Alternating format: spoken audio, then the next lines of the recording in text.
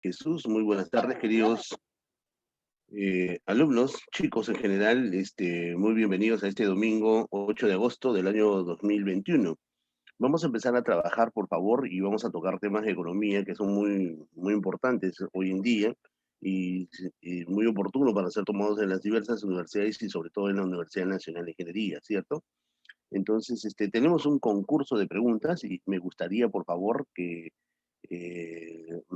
empezamos a resolverlo, ¿cierto? Bueno, no sé si ya podemos empezar, ¿sí? A ver, creo que lo tenemos por acá, vamos a ver, ¿sí? Mm, Acá está. Bueno, vamos a empezar por esta parte que es de economía y actualidad, ¿ok?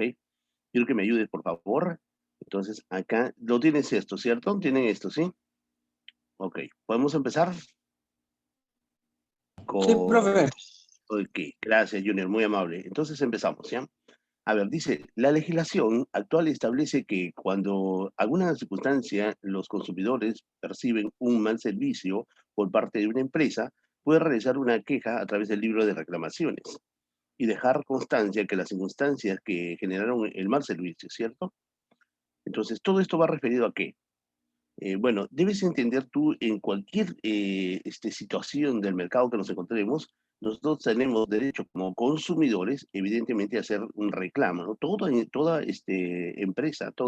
empresa que brinda producción y obviamente servicios, debe tener un libro de reclamo, una farmacia, una bodega, todos deben tener, ¿no? De tal manera de que nosotros podemos anotar ahí toda sugerencia oportuna o algún tipo de queja que obviamente incurrió en el servicio. Eso está regulado, es decir, está establecido. Aunque no lo cumplan es otra cosa, ¿cierto? De tal forma de que eso está regulado por el Estado. El Estado tiene su propósito dentro de la actividad del proceso productivo, es organizar la productividad nacional a través de los reglamentos, a través de las leyes, a través de las normas. Por lo tanto, ese factor es la regulación con leyes, con normas, disposiciones.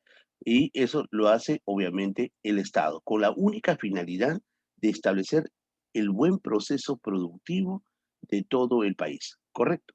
Por ejemplo, no puede existir una empresa que trate de producir cosas que hagan daño al consumidor, ¿no? Eso está regido y está normado. Entonces, tenemos derecho en cualquier momento a tener un libro de reclamaciones, evidentemente, en cualquier instancia. Pregunta número dos. Muestra la cantidad máxima de un bien o servicio específico que puede producir una determinada economía, con los recursos y las condiciones que se dispone y las cantidad de otros bienes y servicios que también produce. Este enunciado se refiere básicamente, quiero que escuches por favor, siempre cuando se establece el propósito el hecho de encontrar una condición de producción en un determinado país, lo vamos a establecer propiamente a través de lo que se conoce de las curvas de posibilidades de producción, ¿correcto? Entonces, esto es la curva de posibilidades de producción. Todos los países, todas las instituciones productivas van a tratar de llegar al punto máximo, pero no van a poder llegar a esta frontera, ¿cierto? No. Pasado la frontera sería un punto ideal imposible de llegar. Entonces tampoco van a estar acá en el uso del mal empleo o empleo negativo o producción negativa. Entonces todos están en el propósito de avanzar. Por ejemplo, acá puede estar Alemania, puede estar Francia, puede estar Inglaterra, puede estar Estados Unidos, ¿no? Y Perú puede estar por acá, ¿cierto? Pero entonces estamos debajo de... Entonces, esta condición nos ayuda a determinar la posición de nuestra respuesta. Esto quiere decir que la máxima cantidad posible que podemos producir es a través de la curva de la frontera de posibilidades de producción. ¿Correcto? Muy bien. Vamos a la segunda entonces, a la tercera pregunta, ¿cierto? A ver, ¿qué dice la tercera pregunta? La tercera pregunta nos dice, la tasa de desempleo es un problema económico, evidentemente porque no se utilizan los agentes económicos apropiados dentro de una economía. En los países en vía de desarrollo, ojo, no existe países desarrollados. En la concepción moderna no se utiliza el término desarrollado. Hoy en día somos países en vías de desarrollo. Algún día seremos desarrollados, ¿no? ¿Y por qué no somos desarrollados? Porque se hace uso o no se utiliza apropiadamente los recursos con la disposición de los elementos o factores productivos adecuados o ideales. Por ejemplo, nosotros no tenemos tecnología, o si la tecnología que tenemos es insuficiente, no nos permite producir. No podemos nosotros de repente ser como las multinacionales que vienen a invertir acá con gran capital a explotar, por ejemplo, los minerales. No existe o es muy limitado el capital nacional para poder hacer eso. Por eso dependemos de la empresa extranjera que viene a hacer eso. Claro, sí está que esta empresa extranjera cumple con los requisitos y con la regulación de las leyes y normas vigentes en el país, ¿no? Bien. Además, quisiéramos decir también que el sector minero, por ejemplo, cumple con las mayores estándares de regulación en cuanto a la explotación de los recursos minerales en el país, ¿no? No es como se estima o se dice de que la empresa extranjera viene, explota y explota y se lleva y ya está, ¿no? Y acá no deja nada. Eso no es cierto, ¿no? El Perú es uno de los países que tiene por lo menos una maximación en cuanto a la regulación de la producción o explotación de los recursos. Bueno, sigamos entonces. Además genera problemas sociales. Obviamente la tasa de desempleo genera problemas sociales. Una persona que no está empleada puede recurrir a un problema social, ¿cierto? Para determinar, se debe dividir, entonces, te está hablando de la población, ¿cierto? ¿Cómo podemos dividir a la población que está dentro del proceso de la tasa de desempleo, ¿no? Y obviamente la característica del propósito de la población económicamente activa. Entonces, en este detalle podemos, a ver, tratar de completar la oración. La tasa de desempleo no es un problema económico en los países debe ser correcto. Además genera problemas sociales. Para determinar se debe dividir los desempleados, correcto, desempleados, y, y obviamente en la población total activa, ¿cierto? En la PEA. Luego el resultado es multiplicar. Este es un indicador nada más, que es la tasa de desempleo, que es multiplicar los desempleados, ¿cierto? Y dividirlo obviamente en la población económicamente activa, ¿correcto? Muy bien. Cuarta pregunta. A ver, vamos a ver. Este es muy interesante. Últimamente se está tomando temas de gestión empresarial, ¿no? Entonces esto es muy importante. Tú sabes que la gestión empresarial no basta simplemente ser profesional y acabó todo ahí, ser técnico especialista en tu carrera, sino tienes que avanzar mucho más allá y especializarte sobre todo en la gestión. Muchos de los profesionales o muchos de los ingenieros hoy en día manejan empresas, por lo tanto tienen que conocer la terminología de la gestión empresarial. Vamos a ver entonces, si tú tuvieras tu empresa y te fijas lo siguiente, el estado financiero conformado por dice, estado financiero conformado por un documento que muestra los ingresos y los gastos o los egresos, ¿no? Ingresos y egresos de efectivo de dinero. Que ha tenido empresas durante un periodo de tiempo determinado. La diferencia entre estos se conoce como saldo, claro, una resta, ¿cierto? El cual puede ser favorable, ¿no? Cuando los ingresos son mayores a los egresos, ¿correcto? Desfavorable cuando los ingresos son menores a los egresos, correcto. Hasta ahí. Dicho documento se llama, fíjate tú, esto es fácil de recordar. Si tú tuvieras dinero en tu bolsillo, ¿no? Digamos unos 20 soles, y te vas a comprar, ¿no? Y digamos vas a comprar panes y un poco de jamonada, ¿correcto? Has gastado una determinada cantidad. Tienes tus ingresos y tus egresos. Si haces la resta, eso es lo que te queda. Eso se llama saldo. Eso es un flujo constante que se tiene. Y si tú tienes una empresa, lo que vas a hacer es justamente restar los ingresos y los gastos. Entonces, eso se va a revertir en obviamente, el flujo de caja.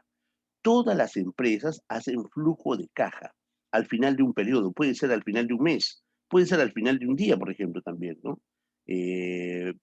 Hacen al final de un día el flujo de caja. ¿Cuánto tenemos? ¿Cuánto gastamos? La diferencia es lo que le queda, ¿no? Y obviamente puede haber flujo de caja acumulado, ¿no? Al mes, trimestralmente o anualmente.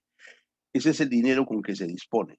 Luego de haber efectuado los egresos o los gastos respectivos, ¿cierto? Muy bien, a ver, sigamos. El desarrollo de la tecnología permite incrementar los niveles de producción, ¿correcto? Muy bien. Esto fue obviamente luego de la revolución industrial, ¿cierto? Entonces, al incrementarse los niveles de producción, ¿correcto?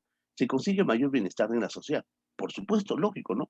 Mayor producción, mayor disposición de mercado, mayor nivel de empleo, mayor disposición de ganancias efectivas y mayor consumo. Es decir, si yo estoy en una empresa que produce y vende al exterior, ¿no? Entonces va a producir más y vamos a tener la necesidad de contratar más empleados y esos empleados van a recibir cada vez más mejores beneficios, se aumenta el sueldo, aumenta las ganancias, y yo como obrero o como persona, como trabajador, ese dinero que dispongo lo voy a gastar y voy a mejorar mis condiciones de vida, me va a dar mejor calidad de vida. O sea, es un bienestar, ¿no?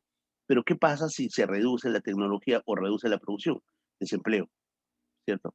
Muy bien, entonces, a ver, sigamos. Se consigue mayor bienestar social con el objetivo de incrementar la producción, ¿correcto? Los teóricos clásicos promovieron la división de trabajo con este motivo, ¿correcto? ¿Y por qué se hace eso?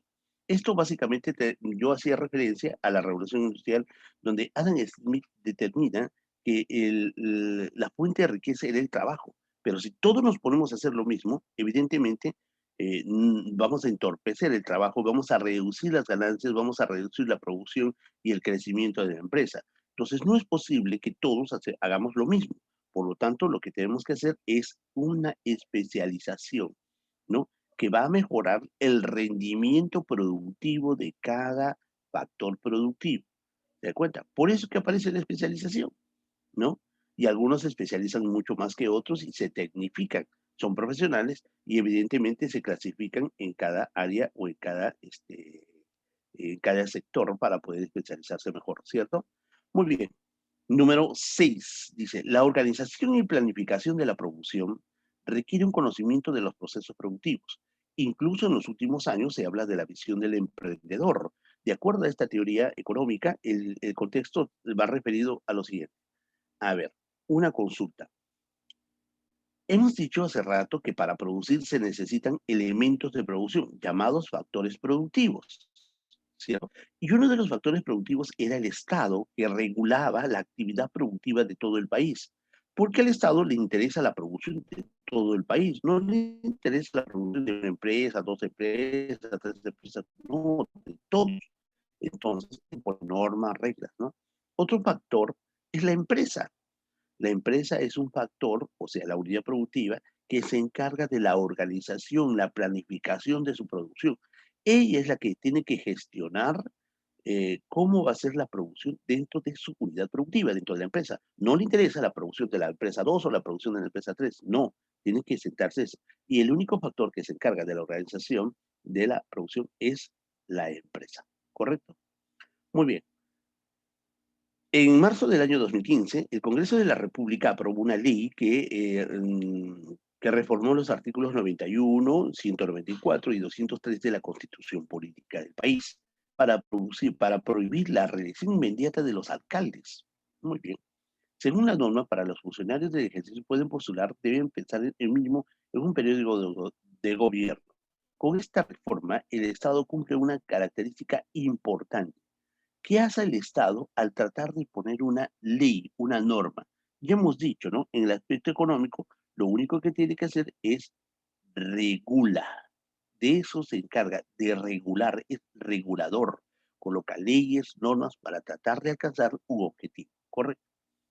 Muy bien. Si seguimos en el contexto de la empresa, fíjate tú, acá hay un concepto que habla del costo fijo medio de producir 100 unidades de un producto, 30, ¿no? Y el costo variable medio es de producir las mismas cantidades. Bueno, aquí yo debo recordar lo siguiente, ¿no?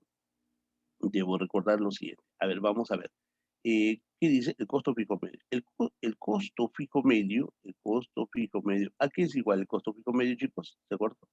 Fijo medio, ya, el costo fijo medio. El costo fijo medio es igual al costo fijo sobre qué? Sobre el volumen de producción, ¿cierto?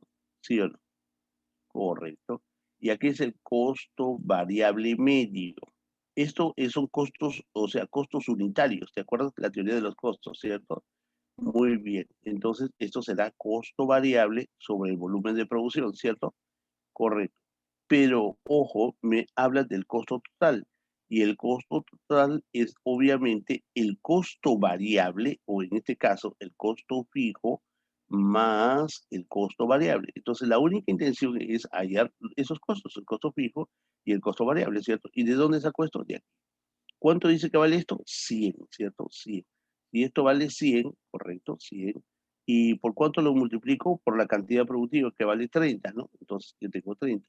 Entonces ya sé cuánto me vale mi costo fijo, ¿cierto? Entonces yo digo, a ver, costo fijo, ¿sí? Fácil, ¿no? Correcto. Mire, profesor, acá sale 3.000. Esto vale 3.000, ¿cierto? Vale 3.000. ¿Y cuánto vale el costo variable medio? Pero ojo, te hablan de 20 unidades y el costo variable medio por producir son 20. Esto sería 20 por 100 son 2.000. Entonces, 3.000 más 2.000 son obviamente 5.000, ¿cierto? Lo único que tengo que hacer es reemplazar, ¿no? El costo acá, esta es la producción por 20, ¿cierto? Por 20 y ahí me sale obviamente el costo variable que es 2.000. 2.000 más 3.000, 5.000, ¿cierto? Entonces, en este caso, nuestra respuesta sería esto, ¿sí? No olvides, por favor, que estos son costos por unidades de producción. El costo fijo medio es el costo fijo por unidad. El costo total es la producción total, ¿cierto? Aquí es el costo fijo total más el costo variable total, ¿no? Esto es si yo produzco, por ejemplo, 100 panes, esto es el costo total de los 100 panes. Pero yo quiero saber el costo fijo de un pan, que me sale así, ¿no? Costo fijo medio. Y el costo variable medio es obviamente de un pan, ¿correcto?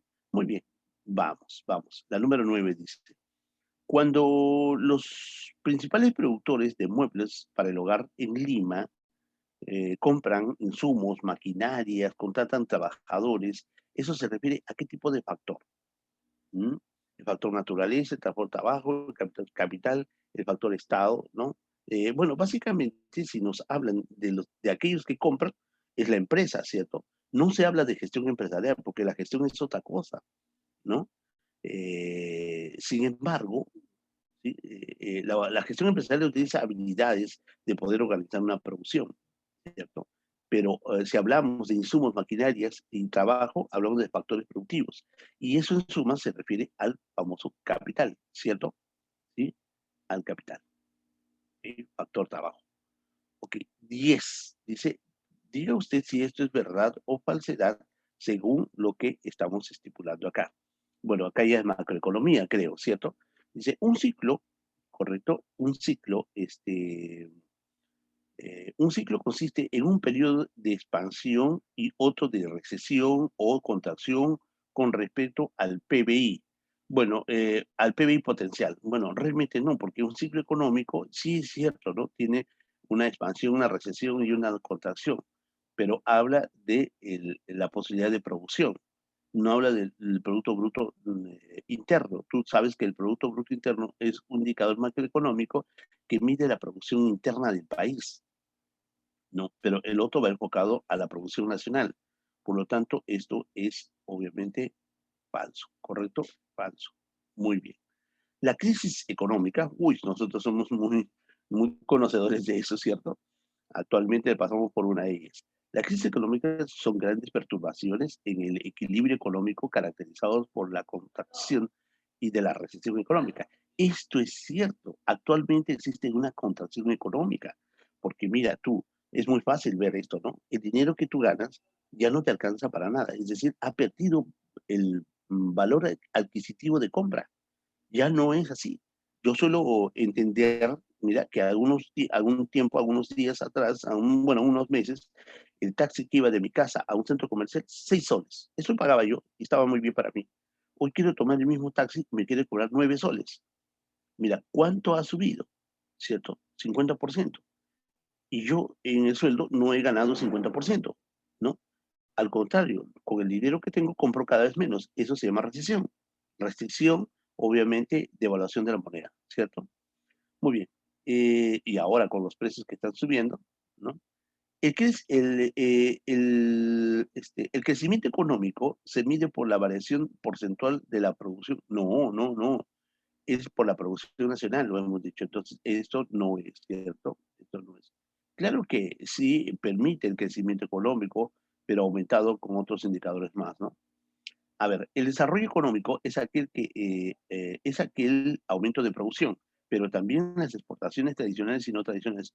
Bueno, eso sí es importante acreditar porque el desarrollo económico es el crecimiento constante, progresivo, que invita a mejorar la producción y a mejorar el mercado externo. Si yo estoy bien en la producción nacional y la producción al sector externo, pues evidentemente es favorable para mí y eso va a permitir el crecimiento, ¿no? Por lo tanto, mi respuesta va enfocado a, en este caso, ya, ahí no, ¿sí? Perfecto. Sigamos entonces. A ver, pregunta número 11, ¿ok? A ver, vamos a ver acá. El crecimiento económico es el incremento de la producción, correcto, producción nacional, en un determinado, o por un periodo determinado, medido a través de la variación porcentual del, ¿no? A veces, la variación porcentual de, puede ser la producción nacional, la variación porcentual del PBI, puede ser. A ver, vamos a ver. Asimismo, el desarrollo económico es el proceso por el cual una economía logra modernizar su estructura productiva en base a, en base a la innovación tecnológica, ¿está correcto? En base a la producción, no, es la innovación tecnológica, ¿cierto? Eso está correcto. Entonces, incrementando la productividad, correcto. Siempre vamos a tener en cuenta que para poder crecer en producción necesitamos tecnología. China es un alto potencial productivo, ¿cierto? A nivel mundial, porque utiliza tecnología en su producción. ¿Y qué significa la tecnología? Es el conocimiento de la producción, ¿correcto? Si yo no tengo conocimiento de cómo se produce, no avanzo en tecnología. Y como el Perú está muy alejado, pues bueno, en fin, el presidente actual del Perú manifestó que pronto deberíamos tener un ministerio de tecnología, ¿cierto? Y desarrollo. Bueno, la verdad que no era tan necesario hacer eso porque existe una institución que obviamente vela por ese sentido. Creo que tal vez quería regular mejor esta disposición de tecnología porque sí necesitamos, ¿no? Pero para esto necesitamos dinero, necesitamos capital, ¿no? Eso sí estaría muy bien. La Universidad Nacional de Ingeniería necesita, hay muchos tecnólogos ahí muy importantes, muchos técnicos en cuanto a ingeniería que podrían aportar mucho, ¿no? Tenemos una, por ejemplo, una planta nuclear acá en Guarangal, en Lima, ¿cierto? En Ceneguía, pero ¿qué hacemos? Lo único que estamos haciendo es producir medicamentos, ¿no? Necesitamos mejorar este nivel de tecnología, ¿ok? Bien, 12. A ver, dice, el indicador que mide el nivel de producto medio de los habitantes de un país, ya, de cada uno, ¿no? La producción nacional es la producción del país, pero si me habla de, del promedio del producto promedio de habitante, quiere decir por cada individuo, ¿no? O también puede interpretar como el nivel de consumo per cápita de la población. Ya, el consumo per cápita, ¿cuánto nosotros consumimos individualmente? Se dice que el Perú, por ejemplo, consumimos 2,46 kilos de pollo, cada uno, cada persona, cada uno de nosotros. Y los argentinos van alrededor de 4 kilos, ¿no? Mejoran su condición de consumo, pero es el consumo per cápita, estamos hablando de cada uno. Entonces, en este caso, lo que podemos hablar es, si nos habla de la producción, hablamos del Producto Bruto Interno, pero como es por habitante, sería el Producto Bruto PBI per cápita, ¿cierto? El PBI per cápita. El PBI también se llama producción geográfica, ¿cierto? Porque habla de la producción dentro de los límites territoriales. Dentro del Perú existen empresas nacionales y extranjeras que producen, ¿cierto? Y toda esa producción es la que se emite monetariamente, anualmente, para tener una referencia cómo se maneja, obviamente, nuestra producción. ¿Ok? Bien. Con el tiempo, la gente ha llegado a depender más de los bienes productivos en el mercado. Es obvio, ¿no? Y menos de los bienes que produce por sí mismo. Bueno, eso sí, porque es muy difícil hacerlo, ¿cierto? ¿Tú prefieres hacer una torta? No, mejor me lo compro, ¿cierto? ¿Tú prefieres hacer un pollo a la brasa en tu casa? No, mejor me lo compro, más fácil. Por ejemplo, las personas ocupadas con altos ingresos, en lugar de limpiar sus propias casas, bueno, contratan a personas para que lo limpien. Entonces, por sí mismo, este cambio tiene que ver con qué. Bueno, ¿qué pasa con este cambio? Si yo tengo una elección diferente, a ver, ¿provoca una caída en el PBI? No, no, no, no, no, no tiene nada que ver, ¿no? ¿Causa un incremento en el PBI? Bueno, sí, porque yo gasto mi dinero pagando a esa persona, ¿cierto? Y al gastar dinero es gasto individual, gasto de las familias, ¿no? Y además esa persona cobra dinero, que es parte de un trabajo, y eso es producción. ¿Mantiene igual la producción PBI? No. ¿Equilibra la economía? No. ¿Provoca la variación del PBI dependiendo de las diferentes calidades de servicios de limpieza? No, no, no, de ninguna manera. Por lo tanto, aumenta, o sea, causa el incremento del PBI, ¿cierto? ¿Sí? Porque le voy a pagar dinero a esa persona por el servicio y esta persona Con ese dinero va a ir a comprar cosas y entonces activa la economía, ¿no? Incrementa el PBI. Bueno, a ver, vamos. 14, ¿no? Según la proyección del Banco de Crédito del Perú, en la economía peruana, ¿cierto? En el año 2018 subirá el costo del crédito a largo plazo para las empresas. Bueno, el costo del crédito, o sea, las tasas de interés se elevan. Esto tendrá una repercusión directa en el dicho periodo, pues podría afectar al nivel de la... Claro, a ver, mira, tú eres una empresa y probablemente quieres dinero del banco, te suben las tasas de interés, ¿qué haces? No accedes al crédito, ¿cierto? No vas a pagar porque no te conviene pagar tasas altas. Entonces, ya que no quieres invertir o porque las tasas son altas, ¿qué harías? Me voy, pues no, ¿cierto? Entonces afecta la inversión. Entonces afecta la inversión, ¿correcto? El PBI, ¿no? Ahí afecta la inversión. Y con esto afecta pues la producción interna. Esa empresa se va a ir. Es lo que está pasando ahorita, ¿no? Hay empresas mineras que se están retirando. Estas empresas mineras vienen a invertir acá, pero esta inversión es muy estratégica, porque si vienen a invertir acá, acá va varios peruanos, ¿cierto? Entonces nos contratarían directamente. Ellos no hacen el contrato directo. Lo que hacen las empresas mineras extranjeras, contratan a otras empresas, que son los service, y ellas son las que se encargan. Por eso, si se va la empresa minera, estas empresas nacionales, los que dan servicios, no van a tener dónde trabajar, pues, ¿no? Se fue el capital y esta empresa no va a dar trabajo a este obrero. Y este obrero pues va a reducir sus ingresos. ¿Te das cuenta? Es una cadena, ¿no? Pues no es tan fácil, no es tan fácil ello. Por lo tanto, ahí van los capitales golondrinos, ¿no? 15.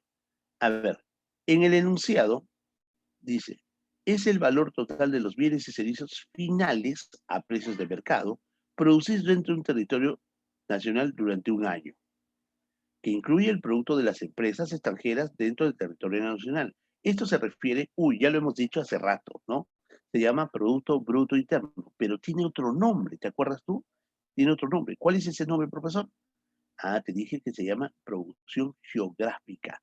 Producción geográfica bruta. También es la otra manera de cómo llamar al PBI, ¿cierto? ¿Por qué? Porque habla de una producción dentro del territorio, por parte de las empresas nacionales y las empresas extranjeras.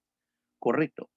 A ver, los incrementos de los impuestos, ¿no? Incremento de impuestos. Mira, te suben el impuesto, esto nos perjudica como consumidor y también al empresario, ¿cierto? Incomoda eso.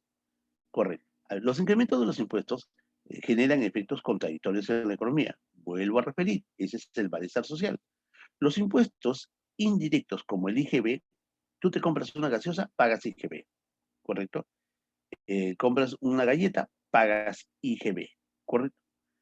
A través de los precios. Los impuestos a la renta de las personas directas a través allá. Perfecto. Mira, dice, los incrementos de los impuestos indirectos como dije, a través de los precios. Claro, ahí está clavado, ¿no? O sea, tú te vas a un restaurante, pagas tu consumo y dice IGB, pero te cobraron ya dentro del precio. Cuando te vas al supermercado, dice la lista, ¿no? Señorita, ¿cuánto es? Son 200 soles, señor. Te da el voucher y tú ves 188. Dices, ¿qué? Pero me dijo 200. Pero abajo dice IGB, total suman 200. O sea, quiere decir que el IGB está incluido en los precios, ¿correcto? ¿Sí? Eso es una regulación del Estado también.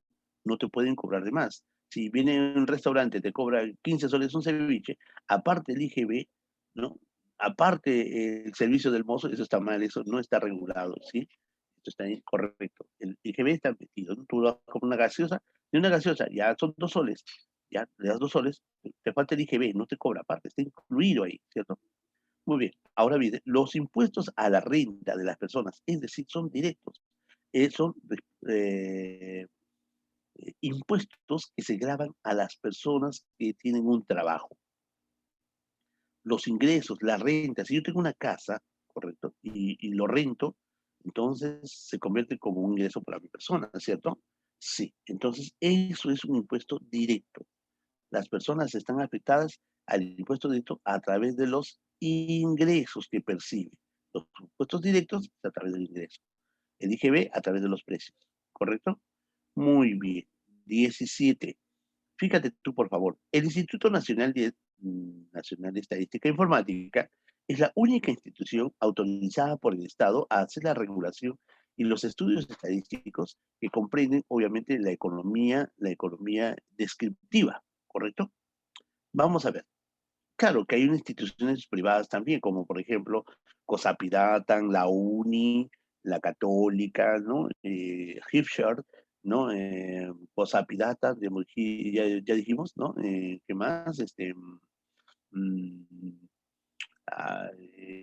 Datum, ¿no? Bueno, hay muchas empresas, incluso la Universidad Católica también hoy en día hace, ¿no? Que hacen estos estudios de mercado o estudios referidos a indicadores económicos. En las encuestas, por ejemplo, los candidatos se presentan y ahí sale, ¿cierto? El INEI es la única autorizada por el Estado, ¿correcto? Legalmente. Las otras también pueden hacerlo, pero eso ya de manera privada, ¿no? El Instituto Nacional de Estadística es una institución encargada por la ley a medir e informar acerca de la variación del índice de los precios al consumidor. Variación del índice de precios al consumidor. Correcto. La cual se utiliza para medir la inflación. Es cierto. Entonces, así para el año 2018, el INEI informó que el nivel de inflación registrada en el Perú sería 3,34%, según el ritmo de una inflación denominada. Quiero decirte lo siguiente, fíjate tú, por favor. Podemos determinar tres tipos de inflación. La inflación moderada, que va de 0 a 10%, la inflación galopante, que va hasta menos de 1000, y la hiperinflación, que va pues de 1000 hacia arriba, ¿cierto? Ahora, ¿qué es una inflación?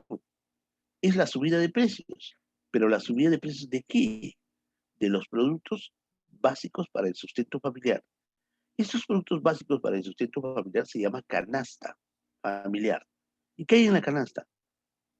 Colegio, el arriendo, el pago de servicios, agua, luz, los alimentos, ¿no? La diversión, esparcimiento, salud, ¿no? Profesor, ¿están nombrando todos los elementos que son básicos para un sustento de una familia, ¿no? Sí, ok. Entonces, todo lo que compramos para el sustento de una familia, que se hace a través de un indicador, cada uno de esos productos tienen precios, pero si todos a la vez suben de precio, ahí se produce inflación, ¿correcto? Pero si sube un precio de un producto, el otro baja, el otro no hay inflación, ¿correcto? Muy bien. Entonces, si este incremento es sostenido, ¿no? De todos los productos necesarios para el sustento familiar, se llama inflación. Y para saber qué hay inflación en un país, ¿no? Porque es muy diferente, sube el arroz, sube la leche, bajo la carne, porque qué sé yo, ¿no? Entonces, hay un indicador. Eso se llama el índice de precio del consumidor. Se mide el índice de precio del consumidor y ya se sabe si hay inflación o no. ¿Y qué tipo de inflación? En este caso, como viene menos del 10%, será una inflación netamente moderada. ¿Correcto? Profesor, disculpe usted, ahora que asumió el gobierno, están subiendo las cosas. Como usted dice, subió el servicio de taxi, subió ya el pan, subió esto. ¿Eso es inflación? No, pero puede provocar inflación. Es como que te dijera, ¿no? Subió la gasolina. ¿Esa es inflación? No, pero puede provocar inflación, ¿correcto?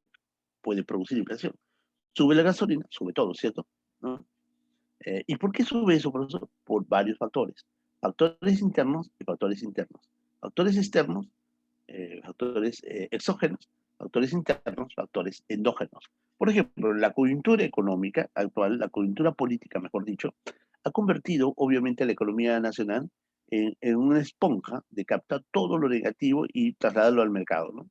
El uno subió, el otro subió, ¿y por qué? No se sabe por qué. Y eso obedece a una especulación del mercado, ¿correcto? Entonces, ¿por qué? Por la inestabilidad que ocurre, ¿no? Y frente a esa inestabilidad no se puede hacer nada hasta ahora, salvo el gobierno, perdón, el Congreso asume una gran responsabilidad. Y evidentemente hay una sola forma de estancar todo esto, ¿ok? Ya hablaremos de ello. A ver, dos personas, Carlos y Esteban, ingresan al banco en diferentes razones. El primero intenta depositar dinero de lo recibido por sus años de servicio laboral. El segundo quiere averiguar condiciones de préstamo. Bueno, muy bien. Entonces, uno deja dinero y el otro quiere un préstamo, ¿sí? Las tasas de interés deberían ser de materia de preocupación por parte de los usuarios siguientes. Claro, mira, te quiero decir una cosita. Tú te vas al banco y dices, señor, tengo 10.000 soles y quiero depositarlo acá para que gane intereses. Eso es lógico, ¿cierto? Entonces tú dirás, bueno, el banco me va a pagar buenos intereses. No. ¿Sabes cuánto es la tasa? Es 0,01%. A lo mucho puede ser 1, o tal vez en los mejores de los casos 2%. 2% de 1.000 soles. Profesor, mejor el dinero lo guardo en mi casa, ¿cierto? Claro, o te compras dólares. Ahora no conviene comprar dólares porque el dólar está alto, ¿cierto? Entonces, no. Entonces, ¿por qué hago? Ahí nada más tenerlo o llevarlo a otro tipo de intermediación financiera. Es decir, puedes llevarlo a cajas rurales, puedes llevarlo a cooperativas de ahorro que te dan una mejor rentabilidad, o sea, mejores intereses, ¿cierto? Esto por la coyuntura de la salubridad del COVID y todo eso, ¿cierto? Muy bien. Y ahora, pues, afectados por la coyuntura política. Entonces, si nosotros vamos con 1.000 soles al banco, el banco nos va a pagar poquito, poquito. Eso se llama tasa de interés pasiva. Despacio, suave, suavecito. Pero si tú te vas al banco y dices, señor, necesito dinero y quiero que me preste usted, perfecto. Y claro, tienes que ser evaluado, ¿no? Entonces, si ha sido admitido, el banco te da 1.000 soles. Ahora tú le vas a pagar la tasa de interés, ¿cierto o no? Claro que paga el profesor, pero ya no va a ser el 0,1%, ya no va a ser el 1%, ni siquiera el 2%. Las tasas se están fluctuando entre el 12, 13, 15, 20, 25%, y algunos casos más todavía. Uy, profesor, pero eso no puede ser, ¿no? Yo dejo mi dinero, así me deben pagar. Pues no. Debes tú entender que el banco es un intermediario financiero que va a jugar con el dinero ajeno, ¿no? De las personas que dejan a las personas que le faltan. Y esa diferencia, como ya te dije, es un saldo. Ese saldo de estas dos tasas, de la tasa de interés pasiva y la tasa de interés activa, profesor, ¿cuál es la más grande? ¿Activa o pasiva? Activa, porque son grandes, ¿no? O sea, mayor porcentaje. Tasa de interés activa menos la tasa de interés pasiva, eso se llama ganancia financiera, eso se llama plus bancario, split bancario, ganancia del banco. Ganó con dinero ajeno, ¿cierto? Y está regulado, fíjate tú. Bueno, en este caso, los que dejan el dinero ahí para ganar se llaman los agentes, ¿no? Los agentes que van a asumir la tasa de interés pasiva y los que se prestan dinero, la tasa de interés activa, ¿correcto? Ahí va. Ok, muy bien. 19, ¿correcto? La 19 dice la siguiente. Con la relación al aspecto legal de las sociedades anónimas, tú sabes que hay empresas que tienen este rubro, sociedad anónima. Las sociedades anónimas son dos, sociedad anónima cerrada, sociedad anónima abierta. La sociedad anónima cerrada es un grupo de propietarios que no estima más del 20%, pero todo lo quieren hacer de manera muy, muy privada, ¿cierto? Pero la sociedad anónima abierta es más grande, puede tener más de 720 socios, grande. Como es grande, entonces cada uno le toca una pequeña porción de la empresa. Por lo tanto, son los accionistas y esa porción se llaman acciones. Esas acciones se negocian en la Bolsa de Valores de Lima, ¿correcto? En la Bolsa de Valores de Lima. Pero las personas que, perdón, tú no vas a poder comprar acciones ni vender acciones. Hay, obviamente, hay empresas que se encargan de vender y comprar acciones. Esas empresas se llaman las sociedades agentes de bolsa, las SAF. Entonces, estas SAF compran acciones y venden acciones. Y por cada compra o venta ganan un plus. Son las únicas reguladas por el Estado, ¿correcto? Ahora, antes esta comercialización bursátil lo hacía la CONACEF, la Comisión Nacional Supervisora de Empresas y Valores. Hoy en día lo hace obviamente la SMB, la Superintendencia de Mercado de Valores. Por lo tanto, en este caso, en un mercado bursátil se va a negociar acciones a través de las sociedades agentes de bolsa. En este caso, nuestra respuesta sería, profesor, disculpe, ¿qué significa? O sea, ¿ya no existe la CONACEP? No, ya no existe la CONACEP. Ahora existe la Superintendencia del Mercado de Valores, ¿correcto? Y tiene que regular, obviamente, la comercialización de acciones en el mercado bursátil. ¿Ok? Perfecto. 20.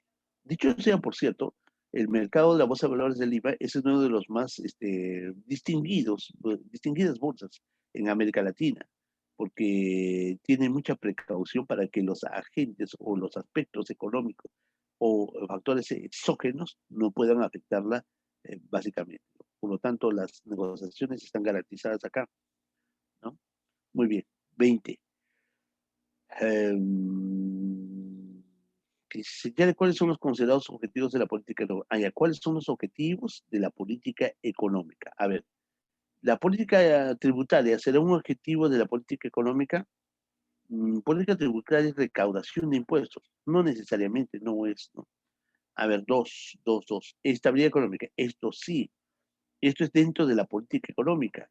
El presidente de la República, o perdón, el presidente del Consejo de Ministros hace una exposición de la política económica en el Congreso, ¿no? Para poder pedir, evidentemente, que se le dé aceptación, ¿no? Se consolide la aceptación. Pero el Congreso lo recibe y escucha. Por lo tanto, él tiene que hablar sobre la política económica. La estabilidad económica es fundamental para la política económica, ¿correcto?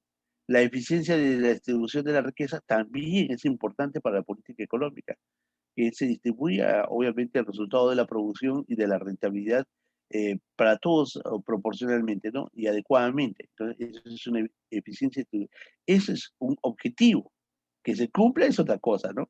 Ahora, por ejemplo, cuando el Estado está dando bonos por acá, bonos por allá, eso no debería ocurrir. Eso no hay, eso no debe ocurrir, ¿ya? Y otro es el crecimiento, ¿cierto? Entonces, en todo caso, si me dicen las consideraciones, sería la estabilidad monetaria, perfecto, la eficiencia distributiva, sí, y el crecimiento económico, ¿correcto? Esto sería, entonces, los tres factores esenciales. Muy bien. 21. Una reducción de la reserva, una reducción de la reserva legal traería como consecuencia, quiero decirte una cosita, ¿sabes qué cosa es reserva legal? Mira, cuando uno va al banco, deposita sus 1.000 soles y señorita, muchas gracias por recibir 1.000 soles y ok, todo quedó ahí, ¿no? Pero no, ¿qué pasaría si hay una bomba ahí y viene un ladrón y se lleva tu dinero? No, no, pues tiene que estar asegurado. Entonces, en el BCR existe un encaje legal que es un porcentaje de los depósitos para custodiar justamente estos depósitos. Entonces, tiene que existir eso. Al existir eso, si se reduce el porcentaje de la reserva legal para el BCR, entonces lo que pasaría esencialmente sería un aumento de dinero en los agentes económicos. Claro, van a pagar menos porcentaje, hay más dinero para las personas, ¿cierto? Muy bien. 22. 22 dice, la cantidad de dinero, ¿no?, que las familias deciden tener en efectivo está determinada por los siguientes factores. A ver, la cantidad de dinero que las familias tienen en su bolsillo está determinada por los siguientes factores. La tasa de interés y el gasto real, el costo de transacción. No, eso no tiene nada que ver, ¿cierto? El gasto real, ¿no? Costo de transacción, no. A ver, el dinero que tienen las familias, ¿no?, ¿qué implica? Los precios de economía, las deudas que tiene que pagar y la estabilidad política y económica, no, no, eso no tiene que ver, eso se encarga del CR, ¿cierto? El nivel de ingreso, eso sí favorece, ¿no? Eso sí favorece, ¿no? El nivel de ingreso. La estabilidad de la política económica, claro, porque si no, tu dinero no alcanza, pues te acuerdas que te dije, pierde su valor adquisitivo. Y el costo de oportunidad del dinero, claro, el costo de oportunidad implica el sacrificio que uno hace al dejar de consumir un producto para consumir otro, ¿cierto? Dice, uy, quiero helados. No, no, mejor no guardo, no como helados para comprar verduras que sí me va a servir, ¿no? Me favorece. Entonces, en este caso, sería estos los puntos más importantes. ¿Ok? 23. Dice así. Cada promedio de tiempo, el jefe del Instituto Nacional de Estadística e Informática del Perú debe informar a la ciudadanía y al Estado sobre la variación de las variaciones más notables de los precios de los bienes y servicios y de consumo de las familias representativas en el país. Debe informar, pero ¿cómo lo informa? No. Vía los elementos de comunicación no lo hace. Vía internet sí, porque tiene una página y hay esquemas muy importantes.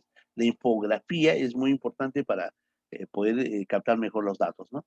Al cumplir el mandato, el responsable del ente rector del sistema estadístico informa sobre un indicador que es conocido como que, bueno, lo que él explica básicamente viene a ser un enfoque de los precios. Y los precios es tocado no por la macroeconomía, sino por la microeconomía, que se conoce como obviamente los precios, cómo están variando, ¿no? Y hemos dicho, esos precios que varían a través de a un índice, que es el índice del precio del consumidor. Por lo tanto, sería esto la respuesta, ¿cierto?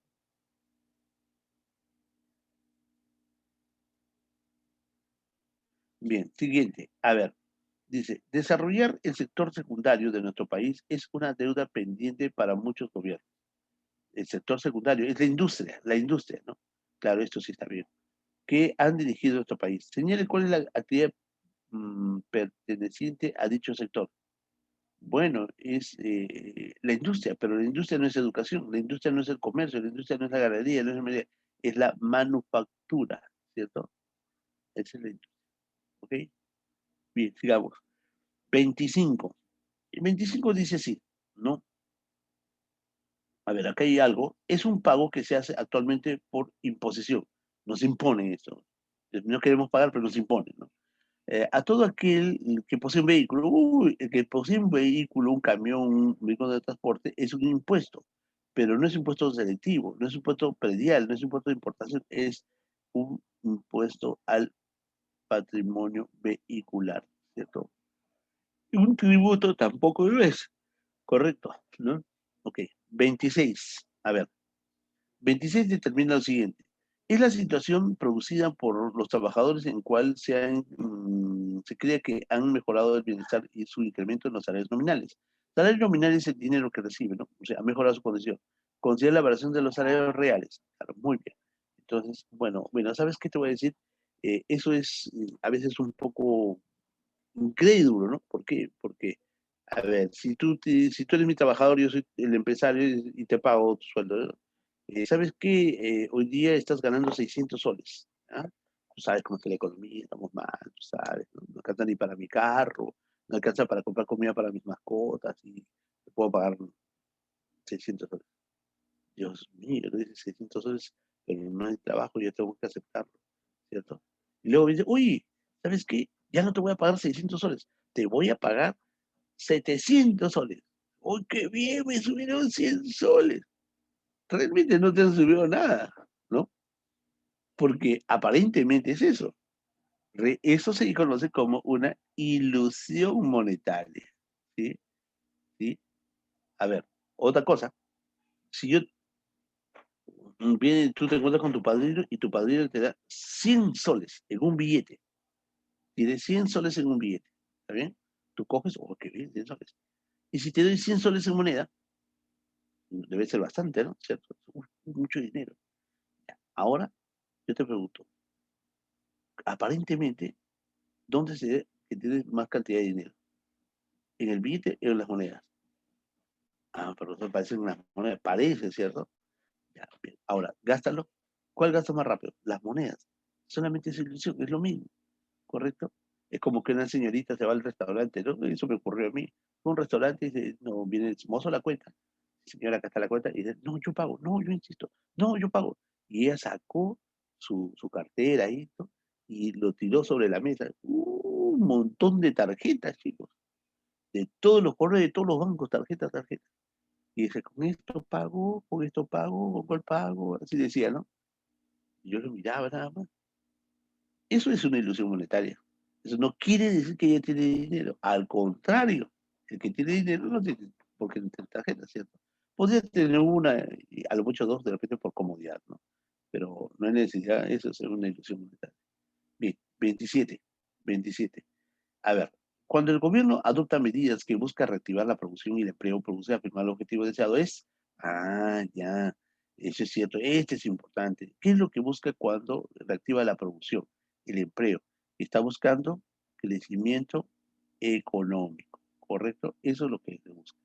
A ver, dice, pues, diga usted cuál es verdad y falso. A ver, vamos a ver. Eh, una consecuencia de la dolarización, sobre la inflación, ¿no? Relación a la inflación. A ver, claro. Una consecuencia es la dolarización de la economía. Claro, sube el precio y estamos obviamente mal. Nuestra moneda pierde valor adquisitivo y viene el dólar ahí. Esto es sí, obviamente, una cuestión verdadera, ¿correcto? Dice, dos, es provocado por el Estado para estimular la producción. Esto sí podría ser. Hay inflación que sí se hace, ¿no? Una inflación que se promueve, ¿correcto? Pero en este caso, eso, ¿cuáles son las verdaderas en relación a la inflación? Netamente no, no. Esto podría ser, ¿correcto? Bien. Entonces, eh, esto puede poner falsa, pero existe, ¿ah? A ver, se produce por el aumento del circulante de manera inorgánica. Claro, también aumentamos el circulante, o sea, mayor cantidad de dinero en la población, todo el mundo empieza a tener dinero. ¿Qué pasa con los precios? Se elevan. ¿Qué provocaron? Inflación. Ah, ya, así vamos a hacer. Genera una disminución del salario, claro. La inflación, aumento de la inflación, no alcanza el dinero. Baja el salario real, ¿cierto? Verdadero. Aumenta la tasa de interés, claro. Inflación, aumenta la tasa de interés, ¿cierto? Ah, ya, entonces, eso sí, verdadero, verdadero, verdadero, esto es verdadero. Y acá, es provocado por el Estado para estimular la producción. Bueno, ¿saben qué? Esto sí podría ser, pero, eh, a ver, es provocado por el Estado. Este se llama artificial, inflación artificial, ¿no? La inflación es provocada por el Estado. Bueno, no, no hay que considerar así porque ya me falta algo. Y falta algo, ¿no? Estimular, aumento de producción, inflación para aumentar la inflación, no, no puede ser. ¿Correcto? Entonces la dos no. Entonces, esto sería la respuesta, ¿sí? Ahí va, esta es la respuesta. 29, ¿ya? A ver, dice, el mercantilismo. Tú sabes que el mercantilismo es una de las escuelas importantes, ¿no? Inicia con la reducción de la tasa económica y conserva la acumulación de la riqueza en los metales preciosos, eso es cierto, ¿no? Atesoramiento. Aparece, obviamente, una autarquía de la economía, pero va a promover el mercado externo, o sea, aumento de exportaciones, pero limita importaciones, ¿correcto? A tiempo y cabeza el impulso de la venta de mercaderías al extranjero, pues ello aumenta la riqueza del país. Al respecto, el comercio exterior organizado produce reflejo de falta de riqueza. Pues la política mercantilista busca, ¿a qué es lo que busca con el mercantilismo? Lo que busca con el mercantilismo es, obviamente, promover las importaciones al exterior, vender más productos al exterior, está bien, pero no quiere importación porque competiría pues con la producción nacional. Entonces hay que limitar la importación, ¿no? En este caso sería la respuesta acá, promover e impulsar las exportaciones, las ventas al exterior y prohibir o limitar al máximo las importaciones. Fíjense una cosita, no podemos eliminar las importaciones. Alguien por ahí decía, no, vamos a eliminar las importaciones. Y digo, uy, Dios mío, imagínate, si se habla así de manera general, a muchos de los chicos tienen mascotas. ¿Y el alimento de dónde vienen? ¿Se acerca? No, no. Generalmente son importados. ¿No? La licuadora, importado. El televisor, importado. Uy, Dios mío, profesor, casi todo es importado. Claro, por supuesto. ¿No? Entonces dependemos de las importaciones. ¿Sí o no? ¿Tú crees que China nos va a decir, ¿no? Que tenemos un tratado y que nosotros le vendemos hierro a China? Es el mayor comprador en el mundo de hierro, China construye lo que te construye, ¿cierto? ¿Tú crees que le vamos a decir, oye, China, sabes que te vamos a vender hierro, pero que me vendas artefactos electrodomésticos? No, bueno, no quieres, no quieres, yo tampoco te compro, ¿sí o no? Entonces, ¿ves? No podemos hacer eso. Está mal, las transnacionales nunca hacen eso. Tenemos que vender, dependemos del mercado. Es una economía muy abierta. Por lo tanto, tiene que haber importación. No se puede restringir, pues no tendríamos carro, ¿no? A ver, ¿qué acontecimiento puede haber descrito el siguiente gráfico? Allá. La I es la demanda. Entonces, la demanda aumentó. ¿Por qué la demanda aumenta? Mira, la demanda aumenta. Si el precio ha sido, este P es de precio, ha sido constante, ¿cierto? Estás viendo que el precio ha sido constante. Entonces, ha habido al precio P0, hay una cantidad que se compró porque es demanda, pues, ¿no? Y al mismo precio se aumenta la demanda, o sea, aumenta la compra. La demanda se ha expandido. ¿Por qué se puede expandir la demanda? Por el aumento de ingreso. Y es ingreso. Entonces, aumento de ingreso. El aumento de ingresos monetario del consumo, eso puede ser. Efectos psicológicos, no. La variación, no. Cambio gráfico, no. Aumento de la demanda interna, no. Entonces, esto es el aumento de ingreso monetario del consumidor. ¿Cierto? Aumentó el consumo. Actualidad. Bueno, muy bien, dice. El objetivo del protocolo de Kioto es Kioto ha sido una reunión internacional que ha asumido muchas economías con el único propósito de restringir la contaminación ambiental y el calentamiento global de la Tierra. Sin embargo, esto nos afecta. Fíjate tú, ayer nada más un frío terrible. Ahorita se está incendiando muchos países, ¿no? En Italia, mira Japón, ¿has visto las Olimpiadas? ¿No? Qué temperatura, Dios mío, ¿no? En España llegan a 42 grados. Nosotros estamos en invierno y ellos están en el verano. Incendios forestales. La tierra se está calentando. Solamente que se caliente 1 grado es un cambio total. Entonces, en el acuerdo de Kioto se ha tratado de disminuir, obviamente, las emisiones de los gases del efecto invernadero. Eso ha sido el propósito y tiene que ser así, porque ya estás viendo las repercusiones que tenemos, son terribles, chicos. El simple hecho que uno tire un papelito al piso es una contaminación y restricción en el propósito de expansión de vida para el ser humano. 32. ¿Cuál es la ciudad más contaminada del Perú? Fíjate, va en este propósito, ¿cierto? ¿Cuál es la ciudad más contaminada? ¿Es Lima? Podría ser, ¿no? Pero no. ¿Sabes cuál es? Es la ciudad de La Oroya. Esto queda en el departamento de Junín, correcto, provincia de Yauli. ¿Y por qué, profesor, es la ciudad más contaminada? Está dentro del ranking de las 10 ciudades más contaminadas del mundo. ¿Y por qué, profesor? Ahí hay una empresa, correcto, que es una refinería, es una fundición, la fundición de La Oroya, que ha sido considerada una de las fundiciones o centros metalúrgicos más grandes en Sudamérica. Por lo tanto, esta empresa era tan grande que tenía una chimenea de 117 metros. Ahí se fundían los minerales. Y por esa chimenea expulsaban todo la combustión de los minerales, ¿no? Y ese humo llegaba a toda la población.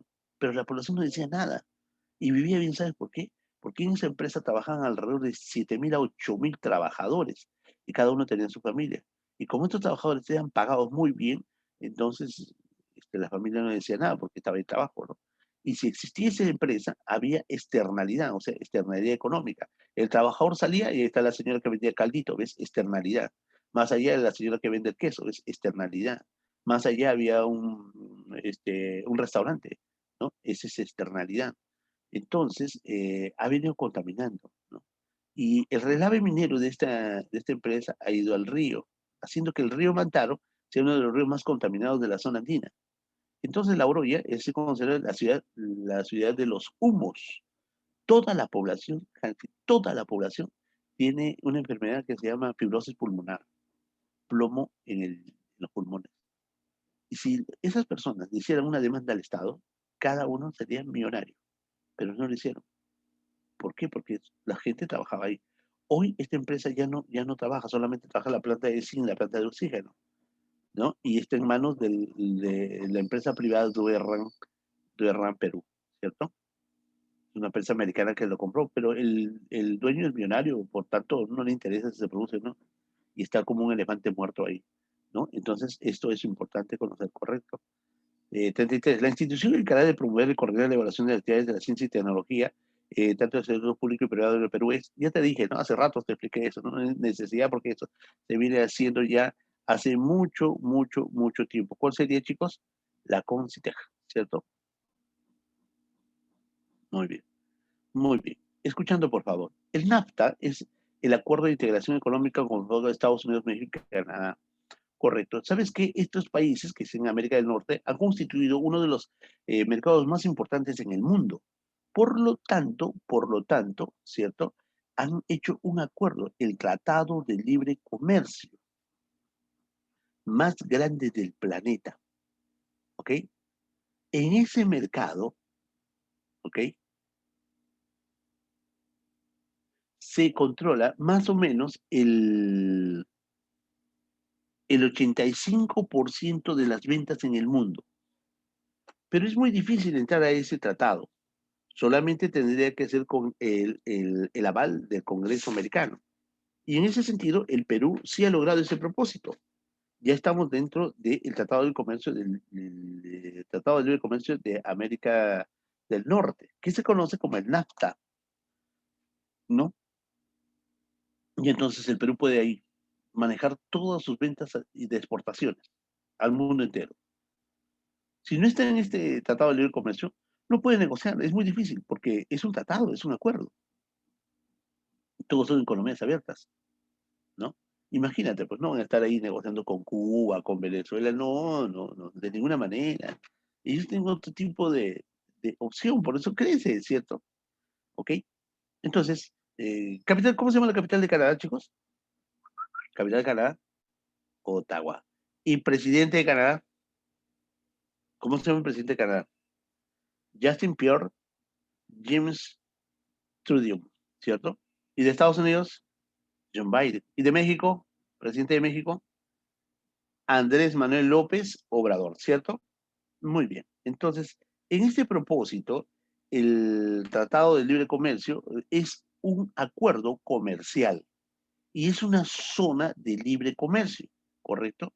Es una zona de libre comercio. Eso es obviamente el NAFTA. Ahora, les quiero decir una cosita muy importante. El Perú no puede estar ajeno a esto. El Perú tiene que tener acuerdos. Date cuenta que el Perú está ubicado debajo de la línea ecuatorial, que es un punto estratégico para el comercio internacional. Por eso que el Perú negocia con todos los países de América Latina, con todos los países de América del Centro, América del Norte, ¿cierto? Y los países asiáticos. Pero también tiene que comercializar con el mercado europeo, con África, ¿cierto? ¿Y cómo llegamos a África? Bueno, podemos pasar por el canal de Panamá o si no utilizamos el río Amazonas. El río Amazonas salimos por la cuenca del río Amazonas, por el estrecho de Marajo y estamos en el Océano Atlántico. Por eso, la ubicación del Perú geopolíticamente es bioceánico, porque utiliza las aguas del Océano Pacífico para comercializar con todo el mundo y también utiliza el río Amazonas para utilizar la vía al Atlántico y comercializar con África o Europa, ¿cierto? Por eso políticamente es bioceánico. Pero ojo, no es que Perú está bañado por los dos océanos, de ninguna manera. El único país en América Latina que está bañado por los dos océanos es Colombia, ¿cierto? Colombia tiene sus fronteras, o sea, sus litoral con el Océano Atlántico y también tiene con el Pacífico, ¿sí? Ok, muy bien, perfecto. Vamos a la siguiente, digamos, a ver. El Perú es un país ubicado en el mercado mundial como una economía, efectivamente. El Perú no es cualquier país.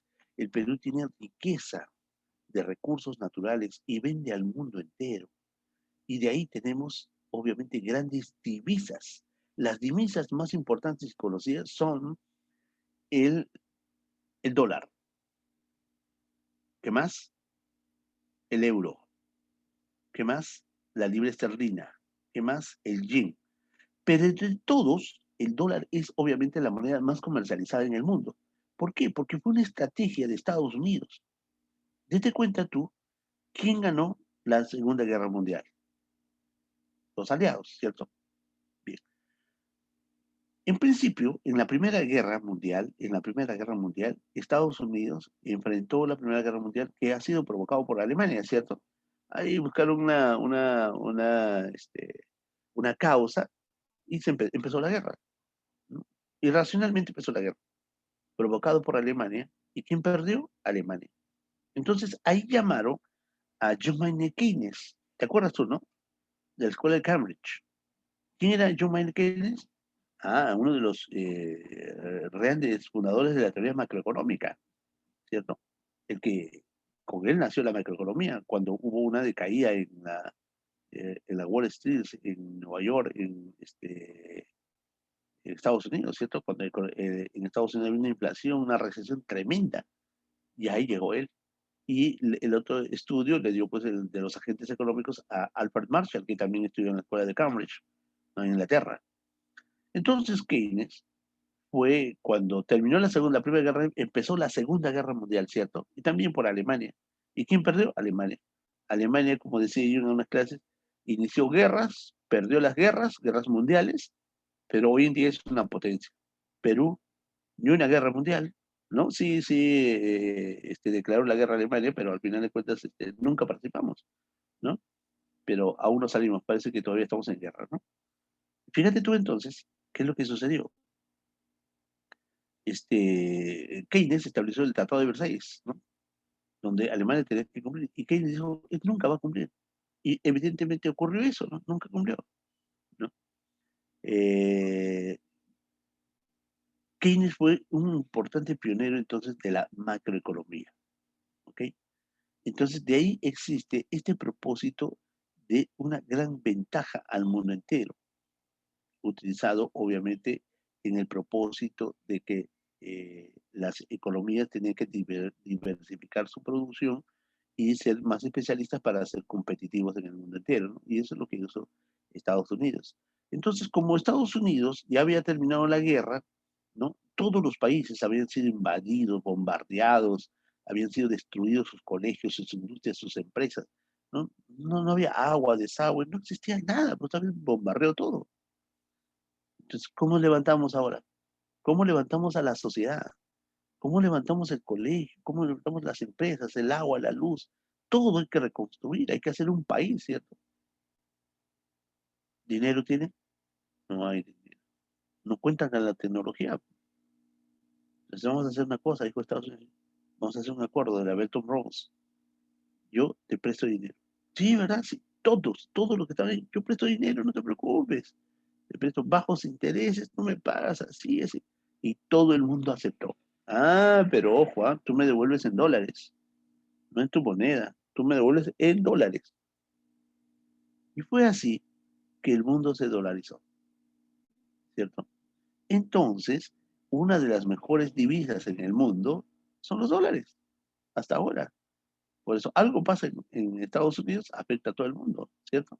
Por la economía. Fíjate más a Perú, fíjate, ¿no?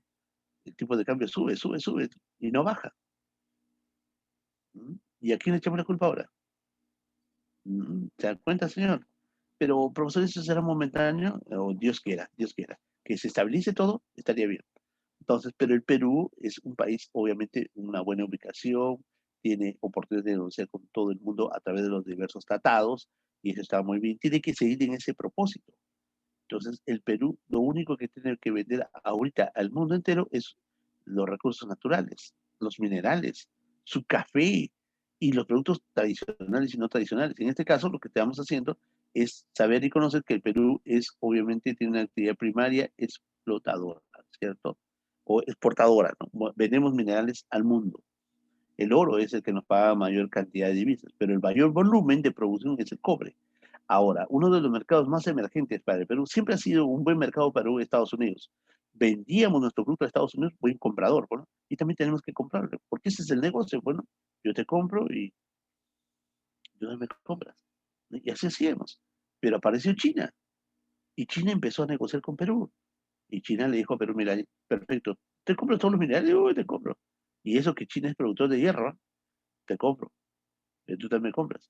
Como China es uno de los primeros, a ver, que China es el primer productor de arroz en el mundo, ¿cierto? China es el primer productor de artefactos electrodomésticos en el mundo, el tercer productor de automóviles en el mundo, ¿cierto? Entonces China dijo, hagamos negocio, te vendo artefactos eléctricos. Y eso es lo que hizo el Perú. Hizo el Tratado de Libre Comercio con China, donde nosotros comprábamos a China todos los artefactos electrodomésticos, ¿cierto? Y así pasó. Por eso que tú en tu casa tienes un producto chino, ¿sí o no? Y si no lo tienes, te vas a Totus, ves que todo es chino, va de China, ¿ves? Muy bien. Y además, no quiere decir que obviamente es una producción mala, como mucha gente dice, no. En los autos, no, los carros chinos son malos. No, no son malos. Esos carros han sido producidos para un tipo de pista adecuada. ¿Tú has visto en Europa? En Europa no hay ni siquiera un puntito de la pista que esté malograda, ¿no? Claro, pues las pistas que tenemos son como que hubiese pasado tanques de guerra, ¿no? Acá cualquier carro se malogra, ¿cierto? Bueno, esa es la diferencia, ¿no? La producción a escala china. Muy bien, 36. A ver, vamos a la 36. Dice así, si el Estado peruano aplica una medida de política económica destinada a promover la industria, eso es lo que queremos, promover la industria, ¿cierto? Y dejar de depender del exterior. Mira, en las mañanas te levantas, cojas el peine, ¿no? Mucha gente, ¿no? Utiliza esos peines que han sido importados, importados, todos los productos importados. Entonces, ¿por qué no podemos producir peines, por ejemplo? Puede hacerlo. Ah, sí, profesor, pero nos costaría mucho. Esa es otra cosa. Ahí vienen las ventajas competitivas, comparativas, ¿no? Y las absolutas. A ver, si el Estado peruano aplicara una medida política destinada a la producción de industria nacional frente a los productos importados, ¿cuál sería lo más adecuado? ¿Cuál sería lo más adecuado? A ver, fíjate, una vez apareció un peruano y un argentino. Los dos dijeron, vamos a comprar, eran primos, bueno, vamos a comprar máquinas. Sí, sí, ¿a dónde vamos? A Alemania, se fueron a Alemania. Compraron la misma máquina, le costó lo mismo, porque pagaron en dólares, ¿cierto? Regresaron a su país, uno va al Perú, el otro va a Argentina. Llega a Argentina y le dice, señor, ¿qué tal? ¿Y esa máquina es mía, tiene que pagar impuestos. Por supuesto, yo pago el impuesto, pagó el impuesto y se metió y empezó a producir. El peruano dijo, ¿esa máquina es tuya? Sí, paga el impuesto, pagó el IGB, ya está, no, le falta el otro, le falta el arancel, pagó el arancel. Ah, ya está, no, le falta otro, el impuesto selectivo al consumo, pagó. En impuestos elevó el precio, ¿cierto? Y ingresa al Perú. Los dos van a producir y deciden producir polos. Los dos producen igual polo, ¿correcto? Con una buena calidad de algodón, ¿correcto? Se van al proveedor, o perdón, al comprador de los polos, ¿no? Estados Unidos, por ejemplo, ponte, ¿no? A ver, polo peruano, polo argentino. Perfecto. ¿Cuánto vendes el polo en Argentina? Yo te doy $10. ¿Y peruano? 15 dólares. Bueno, mismo polo, buena calidad, pero $15 es mucho. Es que este es el algodón más fino del mundo, pero este también es buen algodón. Es que, bueno, ya te doy 14. No, si tienes menos de 10, excelente, te compro. Pero no puedo comprarte porque Argentina me está dando 10. ¿Por qué pasó eso? ¿Por qué sucedió eso? Porque hubo muchos impuestos y hay impuestos que no deben darse. Entonces, lo que tiene que ocurrir es disminuir o anular las tasas arancelarias, por lo menos a los productos que ayuden a aliviar la industria. ¿Se da cuenta? ¿Qué hacemos perjudicando a las empresas? Nada. Si aliviamos eso, anulamos algunos aranceles a las maquinarias, por ejemplo, habría mayor empleo. Pero estamos aplicando impuestos a la máquina y evitando el empleo, ¿cierto? Por lo tanto, el producto sale más caro. Y nosotros tenemos una economía que nos gasta cada día más y más, ¿ok? El Estado peruano es la primera institución obligada a respetar y garantizar los derechos, ¿correcto? Cuando se violan o se amenazan algunos de los derechos constitucionales, con el derecho a la libertad, el acceso a la información, la propiedad y al trabajo, estos pueden establecerse mediante, ¿qué hace? ¿Quién te salva cuando alguien amenaza, vulnera tus derechos? ¿Quién te va a salvar? Dime. ¿Mm? Las garantías constitucionales, que son instrumentos que te van a ayudar a defenderte cuando alguna persona, alguna empresa, una institución o el Estado, ¿no? Te amenaza, te vulnera los derechos que tienes. ¿Correcto? Profesor, eso también se puede utilizar ahora que se está estableciendo un criterio de que ha sido impropio las elecciones y evidentemente al tener nosotros un panorama de que el gabinete no es el apropiado, sí se puede aplicar. ¿Quién tiene el máximo poder en el país? El pueblo. Entonces nosotros podemos hacer. Solamente falta organizarnos y eso es todo. Pero eso va a depender de la voluntad de las autoridades. Quien empieza aquí es el Congreso, ¿no? Pero como el Congreso tiene una división alienada a ciertos intereses, tal vez eso nunca se dé. Ojalá que se mejoren las intenciones, ¿no? Muy bien. A ver, hablando de estas garantías, estos instrumentos son como corazas, son como tu escudo que te va a proteger. Mira, fíjate tú, ¿ah? Vamos a suponer que uno de los chicos está saliendo de algún edificio, ¿cierto? Y sale y ve que una señorita cae al piso y está ahí.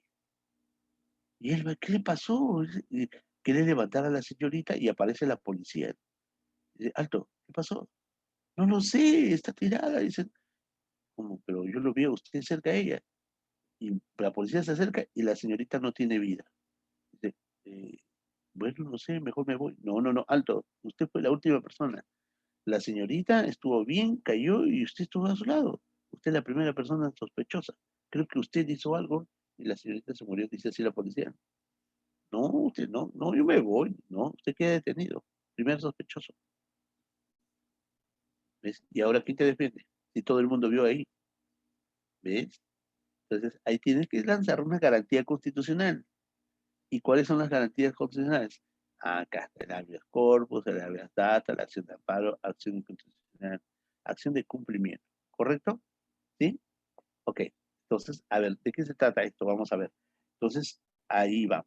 A ver, hay que relacionar cuál es cuál, ¿no? Eh, a ver, ¿cómo hacemos? A ver, uno hay que leer, ¿no? ¿Cierto? ¿Cuál sería? A ver, cuando se suministra información que afecta ya, la intimidad personal y familiar. Y acá tenemos que poner la letra, ¿no? De estos, ¿no? Ah, ya, cuando va referido algo sobre los derechos de la intimidad personal y familiar, es el habeas corpus. ¿Qué significa habeas corpus? Traedme el cuerpo del delito aquí. Volvamos a inicio, ¿no? Ese joven que vio a la cinta caer dice, no, un momento, usted me acusa, puede ser sospechoso, todo puede ser, pero yo tengo derecho a defenderme. Entonces, yo le lanzo mi habeas corpus porque vamos a investigar, ¿no? De nuevo, ¿cierto? Ah, y entonces, 1A. ¿Estamos? Bien, siguiente, 2. ¿Está bien o no va? ¿Sí? ¿Mm? A ver, creo que hemos hecho mal, creo, ¿no? A ver, realmente, ya, a ver. Cuando se suministra información que afecta a la intimidad personal, ¿estamos bien? O estoy haciendo al revés, creo, ¿no? ¿Cuál es el árbol? Así, ¿no? De estos, ya. Entonces sería, a ver, ya, cuando se amenaza, cuando se vulnera el derecho al trabajo, a la Constitución, a las libertades individuales, a la ordenanza municipal. Ya, a ver. Mm, ya, acá está. Cuando se suministra información que afecta a la intimidad personal y familiar, ya es otra cosa, ¿no? La información es dato, por lo tanto, ahí se levanta el habeas data, ¿correcto? Sería 1D, así es, ¿no? 1D, o D1, ¿no? D1, ajá, D1, ahí está, así sería, D1. Ahí estamos. Ahora sí, ¿no? A ver, siguiente, a ver. ¿Qué es cuando se vulneran las libertades individuales? Cuando se vulneran las libertades, acá están las libertades individuales, ¿no? Derecho a la comunicación, derecho a la libre expresión, el libre tránsito. Ese es el habeas corpus, 2A, así, ¿no? ¿Cierto? Ahí, 2A.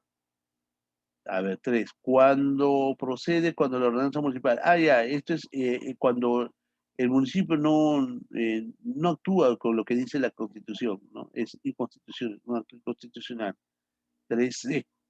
Y 4. Cuando procede el derecho al trabajo, el habeas data, ¿no? Por ejemplo, mi, el dueño de mi empresa me dice a mí, ¿sabe qué, señor? A partir de ahora ya usted no trabaja. ¿Qué? ¿Por qué? ¿No? ¿De qué?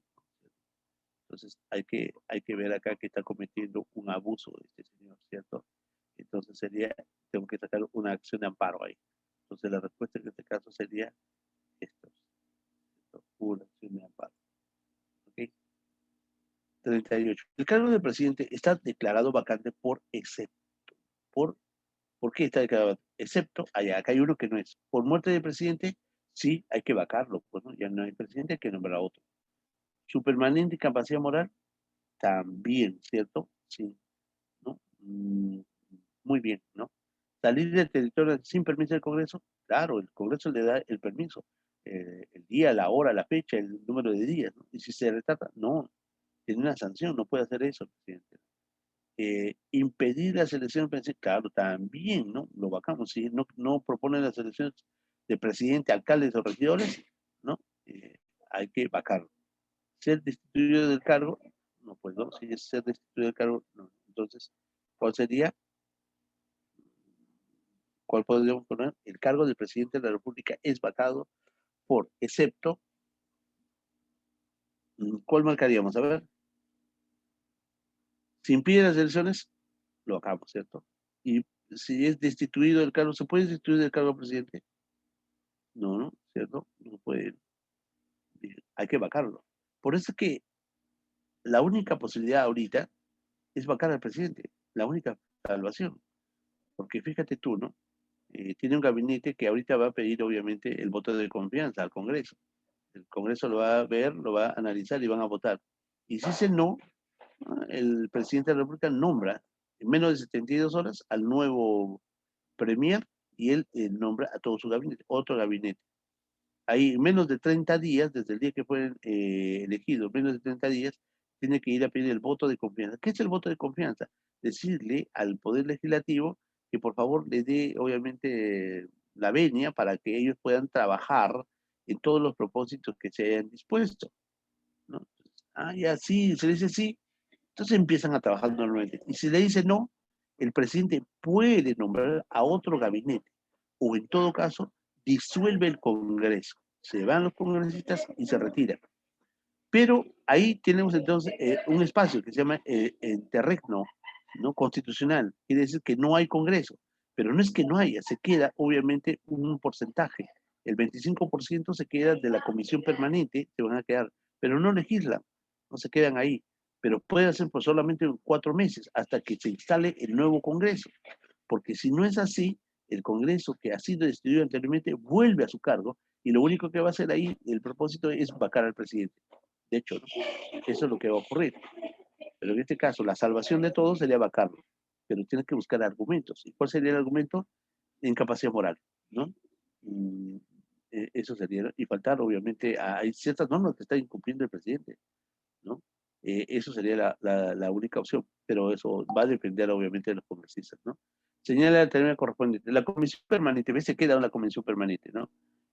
Funciona, no hay legislatura ordinaria, no, es con derechos de urgencia nada más. Los candidatos del vicepresidente de la República son dos por el grupo político, claro que sí, primero y segundo vicepresidente. La comisión permanente tiene máximo 40 miembros, no tiene máximo 40 miembros, la comisión permanente tiene el 25% de los 130 elegidos, ¿no? Bien, eso es el 41. El santuario histórico, mira, ¿te acuerdas tú? Hace poco este, Liverpool, que queda en Inglaterra, perdió obviamente la consideración de ser patrimonio de la humanidad. Y eso se hace a través de la UNESCO, reconoce, y para eso tiene que tener obviamente ciertas características. Y Machu Picchu es uno de los lugares más aventajados en esto porque realmente es una tremenda maravilla y que es recomendado en todas las empresas turísticas a nivel mundial como visita número uno en el mundo. Pero esto va a perderlo si es que pasa eso, ¿no? Pierde las características de determinado su inclusión, o sea, si pierde eso, puede ser, ¿no? Se realizan las obras de reconstrucción que modifican su origen, claro, por eso sí lo va a perder, lo pierde, ¿cierto? Bien. Eh, el primero, sí, si pierde las características de Machu Picchu originalmente, pierde. La dos, también. El país participa en toma de medidas correctivas de la conservación, también lo pierde, ¿no? Entonces estos tres lo va a perder, ¿no? Estos tres. Ahí, ¿ok? Siguiente, 43. El gobierno ha puesto a disposición. Bueno, tú sabes de que siempre hay bonos. Yo te dije hace rato de que eso no está correcto, ¿no? Hacer bonos y bonos y bonos. Porque hay una mala distribución, ¿cierto? Y eso está a cargo del Ministerio de Desarrollo de Inclusión Social. ¿Quién es la ministra de Desarrollo e Inclusión Social? La señora Boluarte, ¿cierto? Muy bien. Hace rato se escuché a tu profesor sobre Marco Varios Vargas Llosa, que tiene un estilo muy propio, ¿no? Con las manos abiertas, ¿no? El premio Nobel de Literatura que fue en el año 2010. ¿Tú sabes cómo se llamaba Mario Vargas Llosa? Su nombre completo era Jorge Mario Pedro Vargas Llosa, natural de Arequipa, ¿cierto? Pero ¿por qué le dieron, obviamente, el premio Nobel? ¿Por qué? Oye, profesor, ahí sí, ya un poco más específico, sí. Esto fue la razón, por su cartografía de las estructuras del poder y operaciones, ¿no? Y imagen de resistencia, rebelión, derrota esto fue esta es la razón por qué Mario Vargas Rosa, de Vargas Llosa, recibió el premio Nobel. ¿Ok? Muy bien, correcto, chicos. Perfecto. Y creo que con eso hemos, obviamente, acabado el curso de economía y el curso de actualidad. ¿Correcto? Fueron bastantes preguntas, ¿cierto? Bueno, a ver, vamos a lo otro que ya también nos espera y lo vamos a hacer rápido porque si no el tiempo va a acabar, ¿ok? Muy bien, estuvo muy bueno esto, ¿cierto? A ver, vamos al otro. ¿Cuál sería esto, no? Vamos a ver acá. Y esto. Perfecto. Muy bien, vamos a geografía. Geografía es muy bonito, ¿cierto? Muy bonito porque nos ayuda a conocer muchas cosas, ¿no? Bueno, a mí me interesó la geografía porque un día me perdí en la selva, ¿no? Me fue una catarata y no sabía cómo regresar. Pero bueno, aprendí mucho, de ahí me gustó mucho, ¿no? A ver, vamos ahí. Dice, geografía. El mayor volumen de extracción en la pesca industrial requiere el mayor volumen. Claro, mira, tú sabes que ahí tenemos la pesca artesanal y la pesca industrial. La pesca artesanal utiliza barcos pequeños y va a depositar en las caletas, ¿cierto? Pequeños lugares donde se dejan eh, la pesca, ¿cierto? Muy bien, pero está bien, en cambio, la pesca industrial, no, la pesca industrial necesita grandes complejos, ¿no? Grandes lugares donde va a llegar el barco y va a depositar, obviamente, toda la cantidad de tonelaje, ¿correcto? Entonces, en este caso, el mayor volumen de estación de pesca industrial requiere de complejos pesqueros, claro, complejos grandes, bueno, ¿cierto? Ya está, ¿no? Como paita, ah, ya, muy bien. Mientras que la pesca artesanal utiliza caletas como, ¿cuál es una caleta? Ah, ya, la caleta Pucusana, ¿cierto? Pucusana en Lima, acá. Esto es una caleta, ¿no? Yo podría haber puesto caleta de Supe, pero este es un río, ¿cierto? ¿No? ¿No? Matarani tampoco, pero no, ese es un puerto grande, ¿cierto? ¿No? Bien. Dos, los departamentos que consigo con los principales yacimientos cupríferos, cobre, son. ¿De dónde puedo sacar yo cobre? Ah, en Ancash, ¿no? En Ancash hay cobre, ¿cierto? Ahí está, ahí hay minas importantes en Ancash. Ancash es el departamento de mayor extracción minera que existe. Mira, tanto así que las minas dan el famoso canon minero, ¿cierto? Mira, si a mí me dan dinero, yo pongo, no sé, pongo mármol a la pista de repente, no lo sé, pues, ¿no? Pero ¿sabes lo que pasa? Es de que el dinero, chicos, llega a los gobiernos regionales y no lo utilizan porque no hay proyectos, no tienen especialistas, no hay profesionales que hagan proyectos para la región. ¿Y qué hacen? El dinero lo devuelven. Ese es el problema. El problema lo tienen que distribuir ahí. ¿No? No es un problema básico de dirección de gobierno, no de los gobiernos regionales netamente, ¿no? Tres, a ver, el mineroducto. Bueno, tú sabes que para pasar justamente de Ancash, pues no se saca el mineroducto, donde se traslada el, el mineral, así como existe el gaseoducto, oleoducto, del mineroducto que sale del distrito de San Marcos, Guari, Ancash, ¿viste? ¿No? Esto fue construido por una empresa minera porque le salía muy caro llevar pues por camiones o vía línea férrea que no existía, pues era muy caro. Entonces hace un mineroducto por ahí sale de Ancash, permite el transporte del cobre y del zinc desde el yacimiento de Antamina hasta el puerto de Guarmey, ¿no? Allá en Ancash. Oiga, le quiero decir una cosita, Antamina fue justamente una de las empresas más importantes. Está ubicado dentro de las 10 empresas más importantes del mundo, ¿cierto? Muy bien. Cuatro. De las siguientes alternativas, ¿cuáles son los yacimientos auríferos? Oro, ¿no? Y yo veo acá la oro y es la contaminación. No. Milpo podría ser, ¿no? Pero no. Es antamina, ¿no? Eso es cobre, ¿no? Yanacocha, Pierina y Orcopampa. Acá está Pierina, es aurífera. Y Yanacocha también, ¿no? ¿Cierto? Muy bien. A ver, el ferrocarril del sur atraviesa las abras. ¿Qué cosa es una abra? Es un paso, ¿cierto? Fíjate tú, estas son las montañas, ¿cierto? Estas son las montañas son cadenas, ¿no? La cordillera de los Andes es lo que nos permite. Mira, esta cordillera es muy importante, chicos, porque si no tuviéramos cordillera de los Andes, todo el Perú sería tropical, ¿sí o no? Sería como Venezuela, como Brasil, como Colombia, tropical totalmente, selva, así sería, pero tenemos la cordillera. Es un conjunto de cadenas montañosas, ¿ok? Entonces, ellos están concatenadas unas a otras. Mientras una está empezando, ya empieza la otra y la otra, ¿no? Pero hay lugares donde obviamente el espacio se abre más, ¿cierto? Y evidentemente acá puede ser, acá generalmente hay un río, ¿cierto? Y acá también es aprovechado para hacer, obviamente, obras de construcción.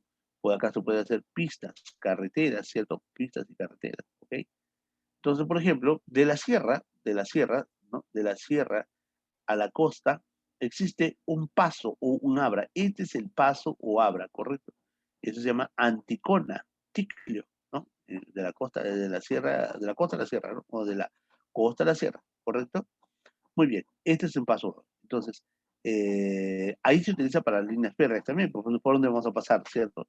Aunque existen obras para derruir, obviamente, pasar de los Andes debajo por túneles muy largos y extensos, pero realmente esa obra no sé cuándo se va a construir, ¿no? A lo mucho, esta obra de la carretera central estaba hace años y recién están en los estudios de factibilidad. Ni siquiera empieza la obra, pero ya se sabe por dónde va a ir, ¿no? Y ahora normalmente ir, por ejemplo, a Huancayo resulta como alrededor de 6 horas, de repente un poco más, bus. Es muy complejo ir por la carretera central. Entonces se ha abierto una carretera muy paralela que, como vuelvo a repetirte, se hacen los estudios de factibilidad para hacer la carretera que nos va a llevar de la Lima hacia Huancayo en 2 horas. ¿Te das cuenta? Entonces, eso es una alternativa. Entonces, a eso se refiere el paso o abra, ¿no?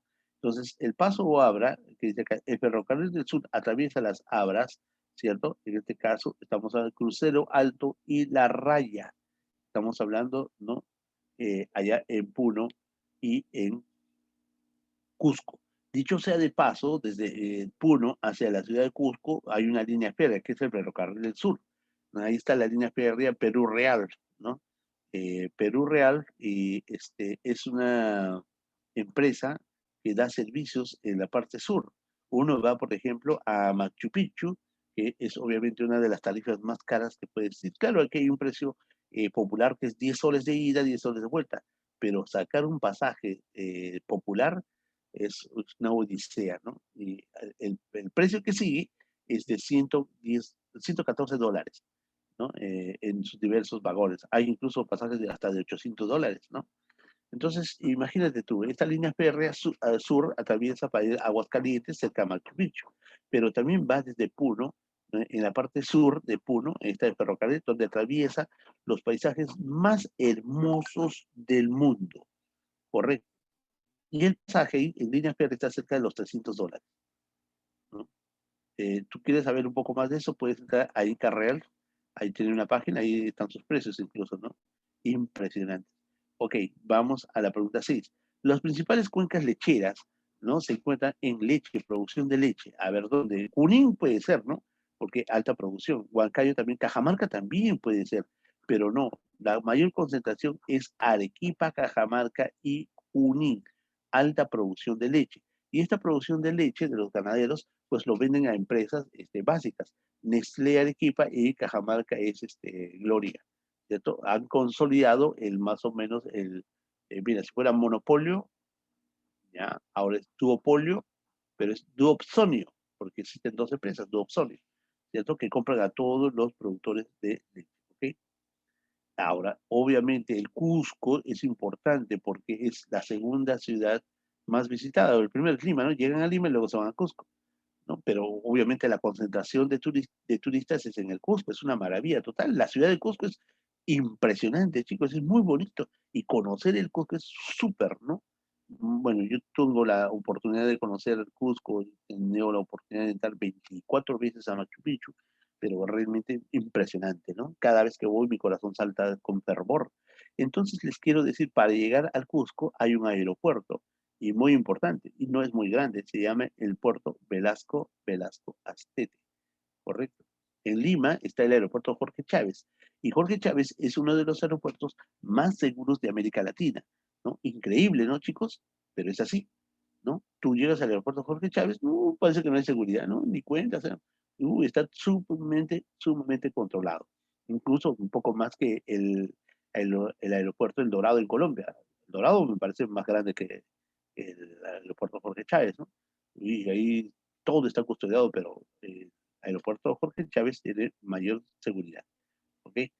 El otro aeropuerto es de Rodríguez de Bayón, que es en Arequipa, ¿no? Impresionante, también muy bonito eso. Arequipa es hermosísima. Bien, 8.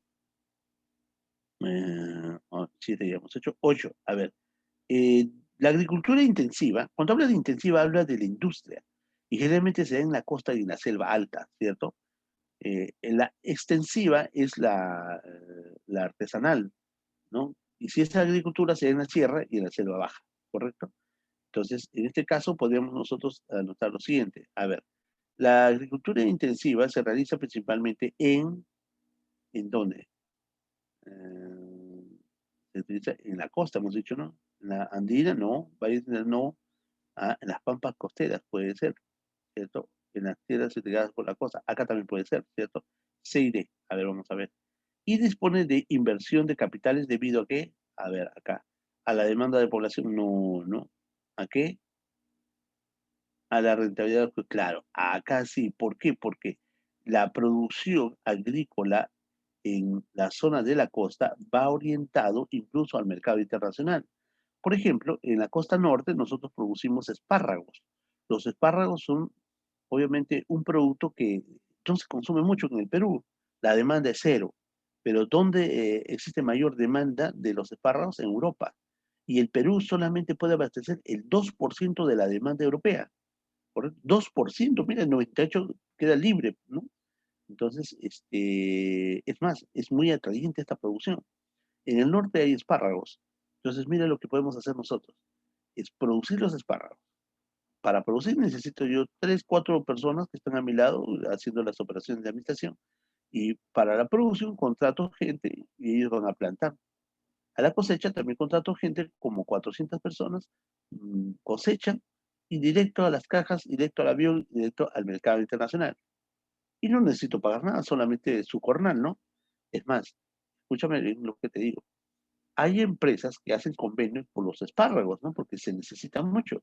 Entonces, hay empresas que saben esto. Dice, Perú, tú que tú me produces espárragos, yo te compro tu producción de acá a 5 años, de acá a 8 años. Y te doy adelanto, hacen contratos. Entonces, tú quieres producir, tú no tienes que buscar mercado, tu mercado ya está dado. Tú produces nomás, ¿cierto o no? Interesante, profesor. Sí, claro, es un buen negocio. ¿Y qué se hace para eso? Tener tierras, pues. El gobierno regaló tierras, pero aquel entonces nadie quiso producir en las tierras, porque decía que era un terreno que obviamente no hay agua. Y es cierto, la costa es seca, es desierto total, pero para eso hubo la construcción de canales de irrigación. Y uno de los canales de irrigación es obviamente la que baña ya la cuenca de Olmos, ¿cierto? La pampa más extensa del Perú y tiene agua. El desierto se convirtió en una zona de gran producción. ¿Ok? Esto es lo que te cuento, se llama mercado de futuros. 9. 9 dice, área en que se interrelacionan los seres bióticos con su medio ambiente. Es la unidad básica de la ecología. Obviamente, en este caso, estamos hablando de un sistema, ¿no? Pero si es bióticos, el ambiente es ecosistema, ¿no? Donde se desarrolla la flora y la fauna característica de nuestro país. Una de esas consideraciones es, por ejemplo, la chala. La chala es la costa, que va desde 0 metros sobre el nivel del mar hasta 500 metros. Pero acá dice la región donde los ríos predominan los. ¿Predomina qué cosa? Los tablazos, si hay en la costa, conos deyectivos, ¿qué será eso, no? Depresiones, si hay, dunas también, estribaciones andinas, también esas son montañas, pero los conos deyectivos son valles, los valles de la montaña, ¿no? De la zona andina, cae obviamente el valle, cae el valle y con eso traen ríos. Por eso a lo largo de toda la costa hay aproximadamente 53 ríos y que obviamente a sus laderas están los valles. La Pampa es un lugar igual que un valle, pero no hay río. Pero el valle que tiene el río es porque es muy importante porque ese sector se va a irrigar con ese río, con las aguas del río que tiene a su lado, ¿cierto? Entonces ellos son los valles y esos son conocidos como los conos de Yetí, ¿correcto? Muy bien. A ver, 11. Los aguajales en la selva baja, aguajales abajo, ¿no? Deben ser de importancia del hecho de ocupar áreas generalmente extensas. Marque la alternativa que indique la característica correcta de un aguajal. A ver, el aguajal es la parte baja del terreno. Entonces, a ver si lo graficamos. Esta es la parte alta, es la selva alta, y acá está la selva baja. Entonces, como tú sabes, ahí va a haber lluvias intensas. Al haber tantas lluvias por acá, entonces acá el agua va a tener que vertir. Al vertir, vierte y se viene a la cuenca y en la selva baja va a inundar, ¿cierto? Va a inundar todo esto. Y es muy propicio para la producción de muchos productos, ¿cierto? Entonces, es un lugar que queda permanentemente inundado, ¿ok? La selva baja, ¿ok? Digamos. Dice así, la región que destaca la producción de lavaderos de oro. Uy, Ese es interesante, ¿no? En la, acá, mira, esto es lo que te digo, esto es el nudo de Vilcanota, ¿sí? Este es el nudo de Vilcanota. Esta montaña, esta cordillera se llama la cordillera de volcánica o barrosa. Esta es la cordillera volcánica o la cordillera barrosa, ¿cierto? Acá está, ¿sí? Y esto es la cordillera de Palomani o la cordillera de Carabaya, ¿correcto? Ya está. Y acá está el lago Titicaca, ¿sí? Ahí está el lago Titicaca. Bueno, obviamente el agua va a vertir hacia este extremo desde las montañas y también hacia el otro lado, ¿no? Y acá cerca a Puno va a aparecer obviamente un río grande.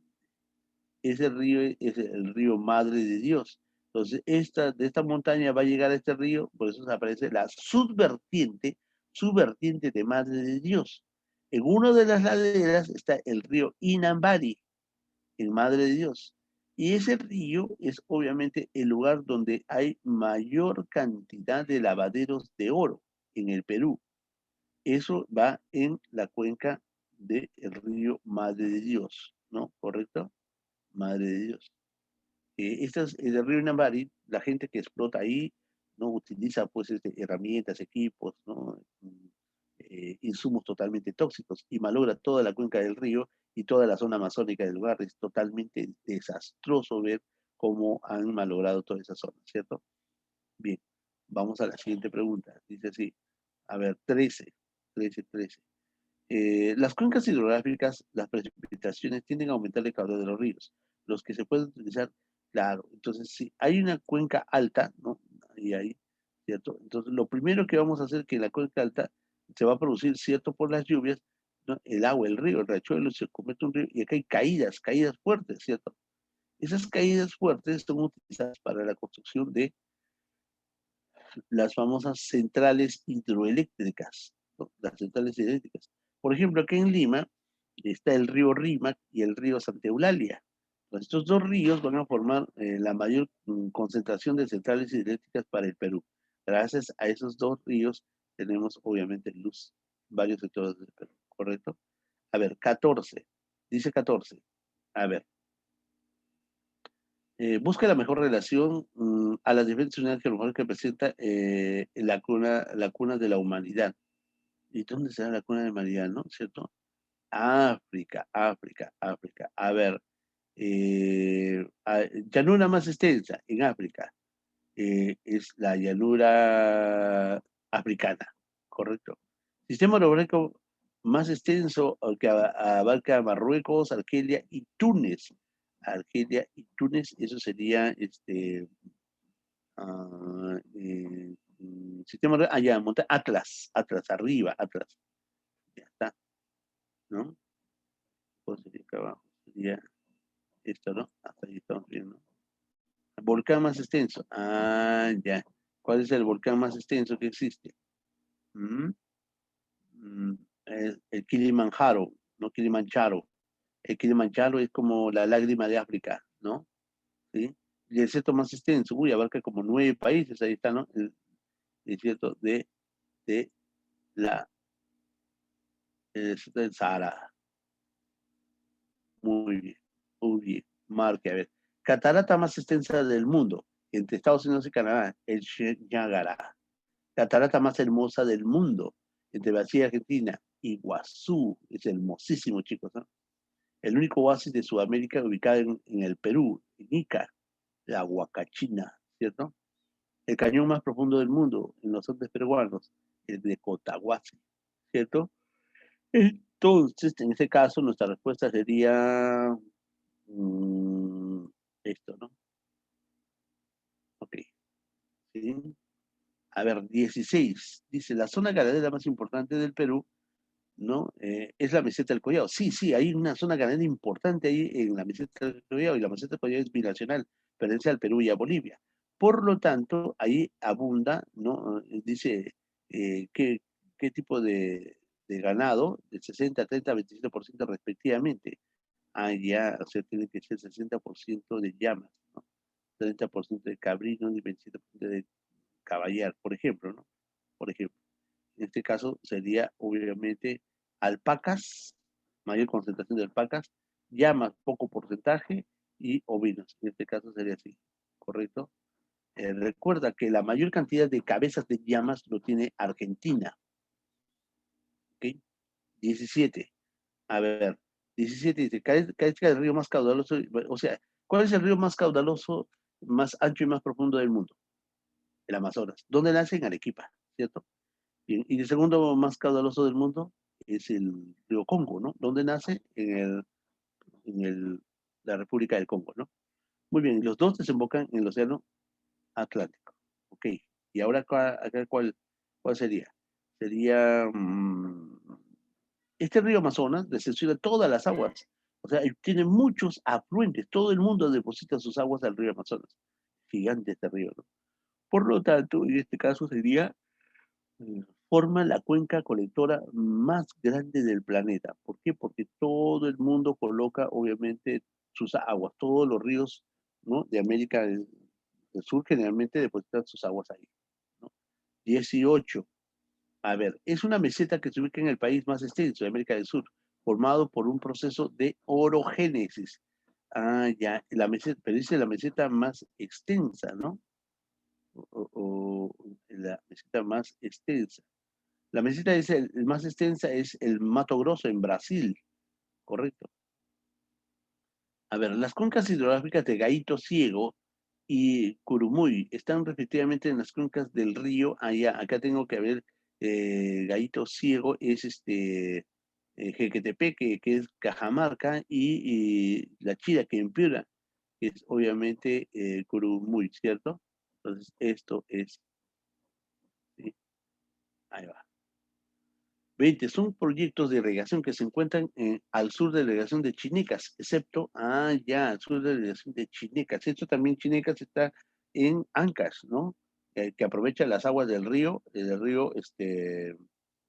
Santa, ¿correcto? En este caso sería el proyecto de Chavi Moche.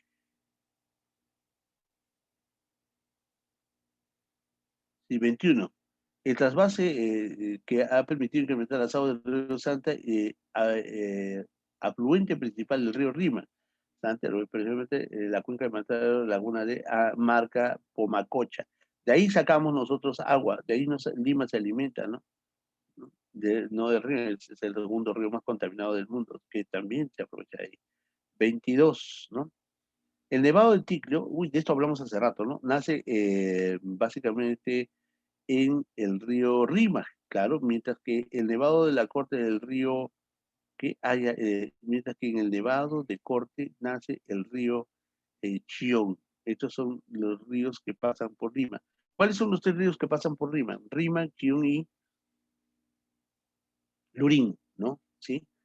Ticlio es un paso Huabra, es Anticona, el Ticlio más alto, el paso más y Abra más alto en el Perú, ¿cierto?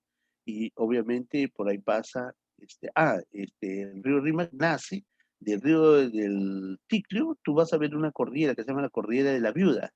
En una de la Cordillera de la Viuda hay una montaña que tiene la cabeza de un toro, pero sin el cuerno, por eso se llama Toro Mocho. En esa montaña nace el río Rima, conocido como el río Hablador, ¿cierto? 23, 23, a ver, relaciones, ¿no? Santa, ¿dónde está Santa? En Ancash. Chira es el valle más productivo que tiene el Perú. Ahí se produce el limón más ácido del mundo y el algodón más fino del planeta, el Pima, ¿no? Piura. Chillón, Chillón es en Lima, ¿no? Acá pasa por Lima. El Puyango es obviamente en Tumbes, y Locumba es en Tacna, ¿cierto? Por lo tanto, la respuesta sería, ¿sí? Y obviamente viene la última pregunta, ¿sí? La última pregunta dice, la superficie agrícola bajo el riego predominó principalmente en los valles costeros donde se practica la agricultura intensiva desde hace décadas, donde se emplean técnicas de riego como la aspersión, gravedad y goteo, porque no hay seco, bueno. En ese sentido, ¿cuál de los siguientes valles se proviene del desarrollo del río por gravedad, aspersión o goteo? Entonces, si me dice por gravedad o aspersión, es obviamente Olmos, como yo te dije, que está en la costa, ¿no? En la costa, porque el resto, pues, obviamente es en la sierra, ¿no? Urubamba, ¿te das cuenta? La zona andina, el riego es por secano. En la zona de la costa es por riego. Nosotros tenemos que regar bajo ciertos sistemas. Y el país que tiene el mejor sistema de irrigación en el mundo es Israel, donde nosotros asumimos, obviamente, hemos aprendido sus sistemas y sus técnicas para poder, obviamente, trabajar. Ok, chicos, colorín colorado, el cuento se ha acabado. Muy bien, estoy un poquito cansado.